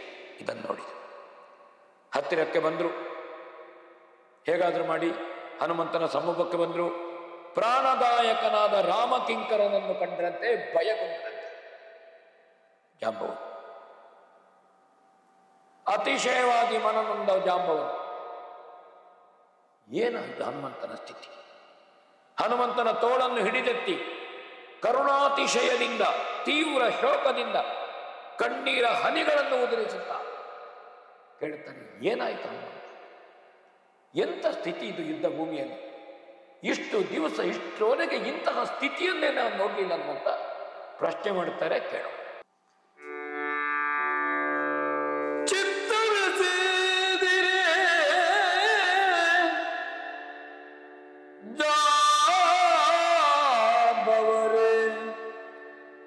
ಜನಪೋತ್ತಮನ ಲಲಿತಾಂಗಿಯನು ಮುಗಿಯಿತ್ತು ಕಂಡಿರೇ, ರಾಜಕಾರ್ಯ ರಾಘವೇಶ್ವರನ ಕತ್ತಲೆಗೆ ಠಾವಾಯ್ತು, ಬೆಳಗಡಗಿತ್ತು ಹಾಗೆ ತಾನು. ರಣದಲ್ಲಿ ಸತ್ತರೇನಿದ್ದರೇನು, ರಣದಲ್ಲಿ ಸತ್ತರೇನಿದ್ದೇನು ಕಂಡಿರೇ ಕೇಳ ನೀವೆಂದ. ಜಾಂಬವರೇ ಕಂಡಿರೇ ಕಂಡಿರೇ ಅಕಟ. ದೀನನ ಕ್ಷೀಣ ಧ್ವನಿಯಲ್ಲಿ ಆಂಜನೇಯ ಜಾಂಬವರ ಹತ್ರ ಹೇಳ್ತಾರೆ, ನೋಡಿದ್ರ ಜಾಂಬವರು ರಾಜಶ್ರೇಷ್ಠನಾದಂತಹ ಶ್ರೀರಾಮನ ಸತಿಯನ್ನು ಗಮನಿಸಿದ್ರ ನೀವು? ನೋಡಿ, ರಾಘವೇಶ್ವರನ ರಾಜಕಾರ್ಯ ಮುಗಿಯಿತು. ಯಾವುದು ರಾಜಕಾರ್ಯ? ದುಷ್ಟ ರಾಕ್ಷಸರನ್ನು ಕಿರಿದು ದಿನದಲ್ಲಿ ಕೊಂದುಕೊಡ್ತೇನೆ, ರಾವಣಾದಿಗಳನ್ನು. ಇದು ರಾಜಕಾರ್ಯ. ಸೀತೆಯ ಬಂಧನ ವಿಮೋಚನೆ ರಾಜಕಾರ್ಯ ಅಲ್ಲ, ಅದು ಹೆಂಡತಿಯನ್ನು ಬಿಡಿಸಬೇಕಾದ ಗಂಡನಿಗೆ ಕರ್ತವ್ಯ. ರಾಜಕಾರ್ಯ ಮುಗಿಯಿತು. ಸೀತೆ ಸತ್ತ ಮೇಲೆ ರಾಮನಿನ್ನೇನು ಸಾಧಿಸಲಿಕ್ಕುಂಟು? ನೋಡಿದ್ರೆ ಕಣ್ಣು ಕತ್ತಲೆ ಬರ್ತಾ ಇದೆ, ಮಾತು ಹುಟ್ಟುವುದಿಲ್ಲ. ಬೆಳಕು ಅಡಗಿ ಹೋಯಿತು. ಯಾವುದು ಬೆಳಕು? ಸೀತೆಯೇ ಬೆಳಕು. ನಮಗುತ್ಸಾಹ ಅದು ಅಡಗಿ ಹೋಯಿತು. ಶತ್ರು ಯುದ್ಧದಲ್ಲಿ ಸತ್ರೇನು, ಇದ್ರೇನು, ಬಿದ್ರೇನು ನಮಗೆ ಮುಖ್ಯ ಅಲ್ಲ. ಈ ಮಹಾಮಾತೆ ರಾಮನ ಮಡದಿ ಜಾನಕಿ ಸತ್ತು ಹೋದಳಲ್ಲ, ಇನ್ನು ಬಾಕಿದ್ದವರು ಇದ್ರೆಷ್ಟು ಬಿದ್ರೆಷ್ಟು ಇರ್ತಾರೆ. ಈ ಕೇಡನ್ನು ನೀವು ಕಂಡಿಲ್ಲವೇ? ಇದು ಯುದ್ಧದ ಕೊನೆ. ಇಂದು ಯುದ್ಧ ಮುಂದುವರಿಲಿಕ್ಕಿಲ್ಲ. ಯುದ್ಧ ಆಯ್ತು. ಯಾರಿಗಾಗಿ ಯುದ್ಧ ಮಾಡ್ತೇವೆ? ಅಂತಹ ಸೀತಾಮಾತೆಯೇ ತಲೆ ತುಂಡಾಗಿ ಬಿದ್ದಿದ್ದಾಳೆ. ಇಂದ್ರಜಿತ್ ತಲೆ ಕಳೆದಿದ್ದಾನೆ. ನಮಗೆ ಯಾಕೆ? ಸೀತೆಯನ್ನು ಎಳ್ಕೊಂಡು ಬಂದು ನನ್ನ ಎದುರಿಗೆ ಕಡ್ದದ್ದು ಜಾಂಬವರೇ, ನಾನು ನೋಡ್ತಾ ಇದ್ದೆ, ನನಗೆ ಬಿಡಿಸಲಿಕ್ಕಾಗಲಿಲ್ಲ, ನನ್ನ ನೀತಿಯ ಮಾತುಗಳನ್ನು ನಾವು ಕೇಳಲಿಲ್ಲ ಹೇಳ್ತಾರೆ. ನಮಗೆ ಜಯ ಸಿದ್ಧಿಸದಾಯಿತು. ಆ ಕೀರ್ತಿ ಲಕ್ಷ್ಮಿ ಅವನ ಹಿಂದೆ ಸರಿದು ಹೋದಳು.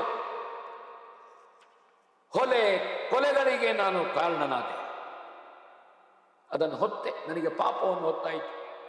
ಕೊಲೆಯ ಹೊಲೆತನ ಅಂದ್ರೆ ಪಾಪ ಅಂತ, ಅದು ನನ್ನ ತಲೆಯ ಮೇಲೆ ಬಂತಲ್ಲ. ದ್ರೋಹಕ್ಕೆ ಆಶ್ರಯ ಕೊಟ್ಟೆ, ನಾನು ರಾಮದ್ರೋಹಿಯಾದೆ, ನಾನು ಮಹಾಪಾಪಿ. ಏನೆಂದು ಹೇಳಬೇಕು ರಾಮನನ್ನು? ಕೇಳಿದೆ, ಸೀತೆಯನ್ನು ಹುಡುಕಿಕೊಟ್ಟಿದ್ದೆ, ಇಷ್ಟು ಯುದ್ಧ ಮಾಡಿದೆ, ಆದರೆ ಸೀತೆಯನ್ನು ನಿನಗೆ ಕೈವರ್ತಿಸಲಿಕ್ಕಾಗಲಿಲ್ಲ, ನೀವು ಒಂದಾಗುವುದನ್ನು ನೋಡ್ಲಿಕ್ಕಾಗಲಿಲ್ಲ ಅಂತ ನಾ ಹೇಳುದ? ಯಾವ ನಾಲಿಗೆಯಲ್ಲಿ ಹೇಳಬೇಕು ನಾನು? ರಾಮಕಿಂಕರನಾಗಿ ಯುದ್ಧದಲ್ಲಿ ಶತ್ರುವೀರನ ಜೀವವನ್ನು ಹೋಗಲಾಡಿಸದೆ ಜಾನಕಿಯನ್ನು ಕೊಲ್ಲಿಸುವುದು ನೀತಿಯೋ ಅಂತ ಕೇಳಿದರೆ, ರಘುರಾಮನ ಮುಂದೆ ನಾನು ಏನು ಹೇಳಬೇಕು?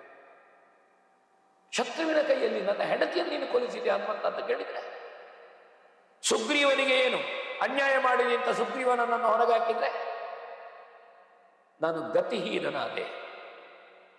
ನನಗೆ ಯಾರಿಗೂ ಮುಖ ತೋರಿಸುವಾಗಿಲ್ಲ. ಏನು ಗತಿ ಜಾಂಬವರೇ ನನಗೆ ಹೇಳಿ?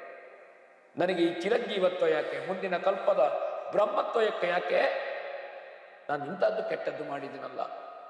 ದೀನನಾಗಿ ಕಣ್ಣೀರಿಳಿಸಿ ಜಾಂಬವರ 2 ಕಾಲುಗಳನ್ನು ಗಟ್ಟಿ ಹನುಮಂತ ಹಿಡ್ಕೊಂಡು, ನನಗೆ ಮುಂದೆ ಏನು ಅಂತಲೇ ದಾರಿ ಕಾಣುವುದಿಲ್ಲ. ಕೇಳೋ ಜಾಂಬವರ.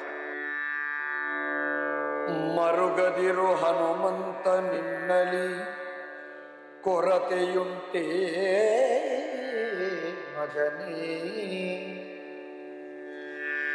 ನಿನ್ನಲಿ ಕೊರತೆಯುಂಟೇ ಮಗನೇ, ಜೀವವ ತೊರೆದವರ ಎಬ್ಬಿಸುವ ದಿವ್ಯೌಷಧಿಗ ನೀನಲ್ಲ,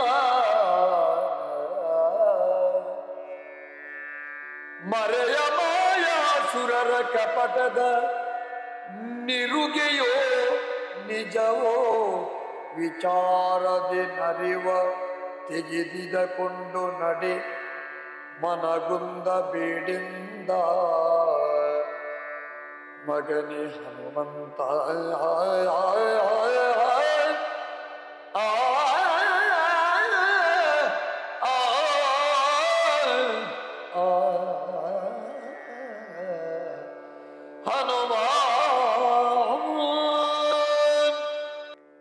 ಇದು ಒಬ್ರು ವಯೋವೃದ್ಧ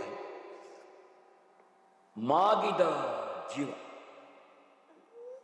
ವಿವೇಕವನ್ನು ಯಾವ ಹೊತ್ತಿಗೂ ಕಳಕೊಳ್ಳುವುದು ಜಾಂಬವ.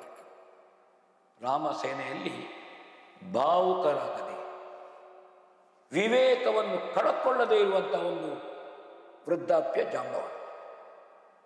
ರಾಮಲಕ್ಷ್ಮಣರು ಬೀಳ್ಲಿ, ಹನುಮಂತ ಬೀಳ್ಲಿ, ಸೀತೆಯ ತಲೆ ತುಂಡಾಗಿ ಬೀಳ್ಲಿ, ಜಾಂಬವಂತರ ವಿವೇಕವನ್ನು ಕಳ್ಕೊಳ್ಳಿಲ್ಲ.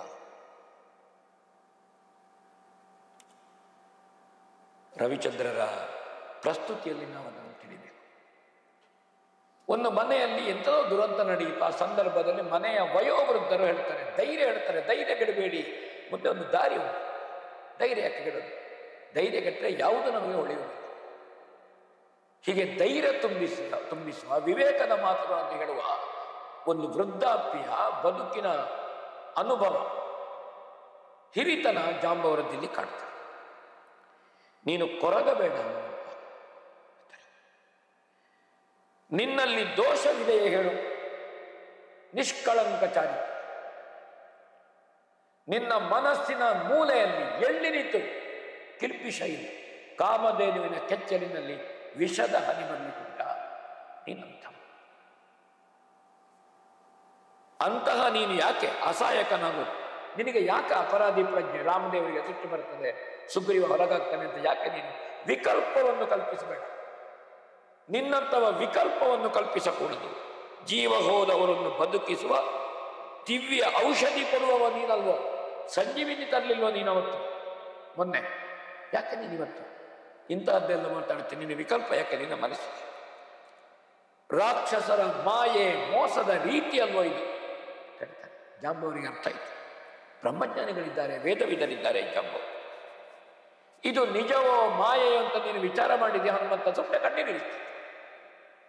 ಕಣ್ಣೀರಿಳಿಸುವುದರಿಂದ ಅರ್ಥ ಆಗುವುದಲ್ಲ, ವಿವೇಕಿಯ ಹೃದಯದಲ್ಲಿ ಭಾವ ಇದೆ, ಬುದ್ಧಿಯಲ್ಲಿ ವಿವೇಕ ಇದೆ. ಭಾವಕ್ಕಿಂತ ಬುದ್ಧಿ ಮೇಲೆ, ವಿವೇಕ ಮೇಲೆ. ಅಂತಃಕರಣವನ್ನು ವಿವೇಕದ ಮಟ್ಟಕ್ಕೆ ಏರಿಸಬೇಕು, ನೋಡಬೇಕು ಅಂತ ಜ್ಞಾನಿಗಳು ಹೇಳಿದಂತೆ ನೀನು ವಿಚಾರ ಮಾಡು. ಈ ದೇಹವನ್ನು ತಕೊಂಡು ನಡೆ, ರಾಮನ ಸಮೀಪಕ್ಕೆ ಹೋಗುವ. ನಾವಿಲ್ಲಿ ಕಣ್ಣೀರಿಳಿಸಿ ಹೇಳೋದು ನಮ್ಗೆ ಗೊತ್ತಿಲ್ಲ. ಸೀತೆಯ ನೈಜ ಏನು, ಮಾಯ ಏನು ಅಂತ ನಮ್ಗೆ ಗೊತ್ತಿಲ್ಲ. ಹಾಗೆ ಜಾಂಬವರು ಧೈರ್ಯದ ಮಾತುಗಳನ್ನು ಹೇಳಿದ್ರು. ಆ ಸಂದರ್ಭದಲ್ಲಿ ಇವರು ಏನು ಮಾಡಿದ್ರು ಅಂತ ನೋಡೋಣ. ಬಳಿಕ ಮಾಯಾರೂಪಕದ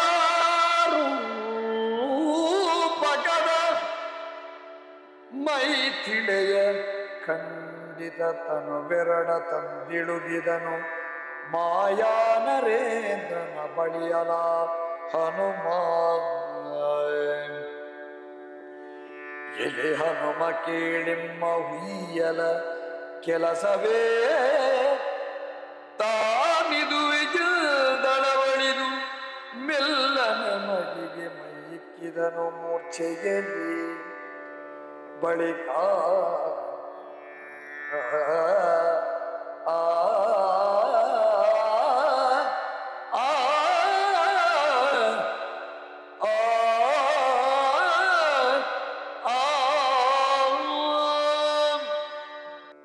ಜಾಂಬವರ ಸಕಾಲಿಕ ಸಲಹೆಯಂತೆ ಆ ದೇಹವನ್ನು ಎರಡು, ತಲೆ ಬೇರೆ ಶರೀರ ಭಾಗ ಬೇರೆ ಕತ್ತರಿಸಿದೆ.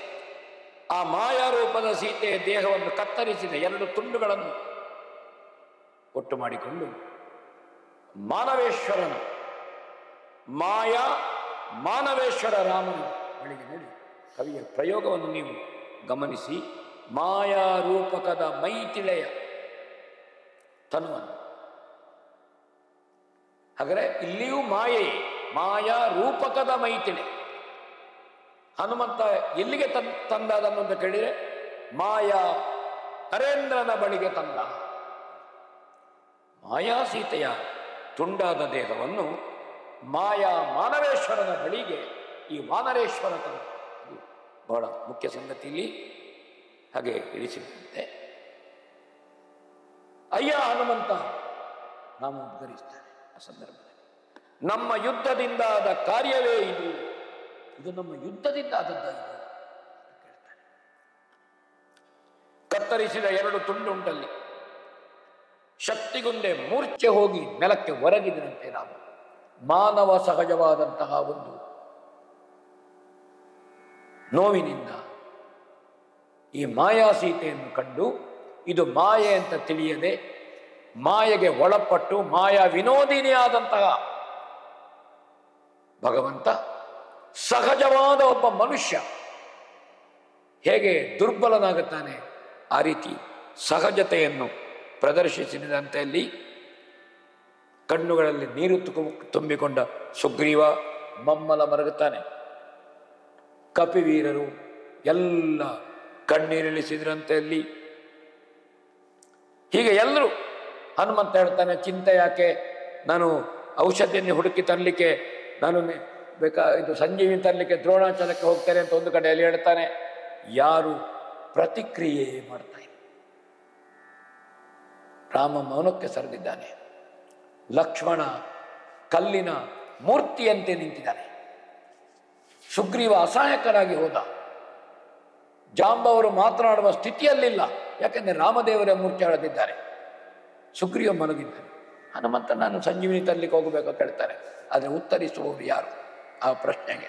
ಇಡೀ ಬಳಿ ಸೇರಿದ್ದಂಥ ಕಪಿಗಳೆಲ್ಲ ತಮ್ಮ ಶಕ್ತಿಯನ್ನು ಉತ್ಸಾಹವನ್ನು ಕಳ್ಕೊಂಡು ತುಂಡಾದ ಮಾಯಾ ಸೀತೆಯ ರಾಮನ ಕಾಲಬುಡದಲ್ಲಿದ್ದಾಳೆ. ರಾಮ ಕುಸಿದು ಮೂರ್ಛೆಗೆ ಸಂದು ಹೋಗಿದ್ದಾನೆ. ಒಂದು ರೀತಿಯ ಮೌನ ಸ್ಮಶಾನದ ವಾತಾವರಣ ನಿರ್ಮಾಣ ಆಗಿದೆ ಆ ದಿವಸ ಅಲ್ಲಿ ಮಾಯಾ ಸೀತೆಯ ಪ್ರಕರಣದಲ್ಲಿ. ಹಾಗಾದರೆ ಈ ಮಾಯಾ ವಿನೋದಿಯ ಅಂತ ಭಗವಂತ ಹೇಗೆ ಚೇತರಿಸ್ತಾರೆ, ಯಾರು ನೆರವಾಗ್ತಾರೆ, ಇಂದ್ರಜಿತುವಿನ ವಧೆ ಮುಂದೆ ಹೇಗಾಗ್ತದೆ ಎನ್ನುವುದನ್ನು ಮುಂದಿನ ಸಂಚಿಕೆಯಲ್ಲಿ ನಾವು ನೋಡೋಣ. ಈ ಮಾಯಾ ಸೀತೆಯ ಪ್ರಕರಣದ ಈ ಸಂಚಿಕೆಗೆ ನಾವು ಮಂಗಲವನ್ನು ಹಾಡೋಣ. ರಾಮಾಯ ರಾಮಭದ್ರಾಯ ರಾಮಚಂದ್ರಾಯ ವೇದಸೇ ರಘುನಾಥಾಯ ನಾಥಾಯ ಸೀತಾಯ ಪದಯೇ ನಮಃ. ಹರಿ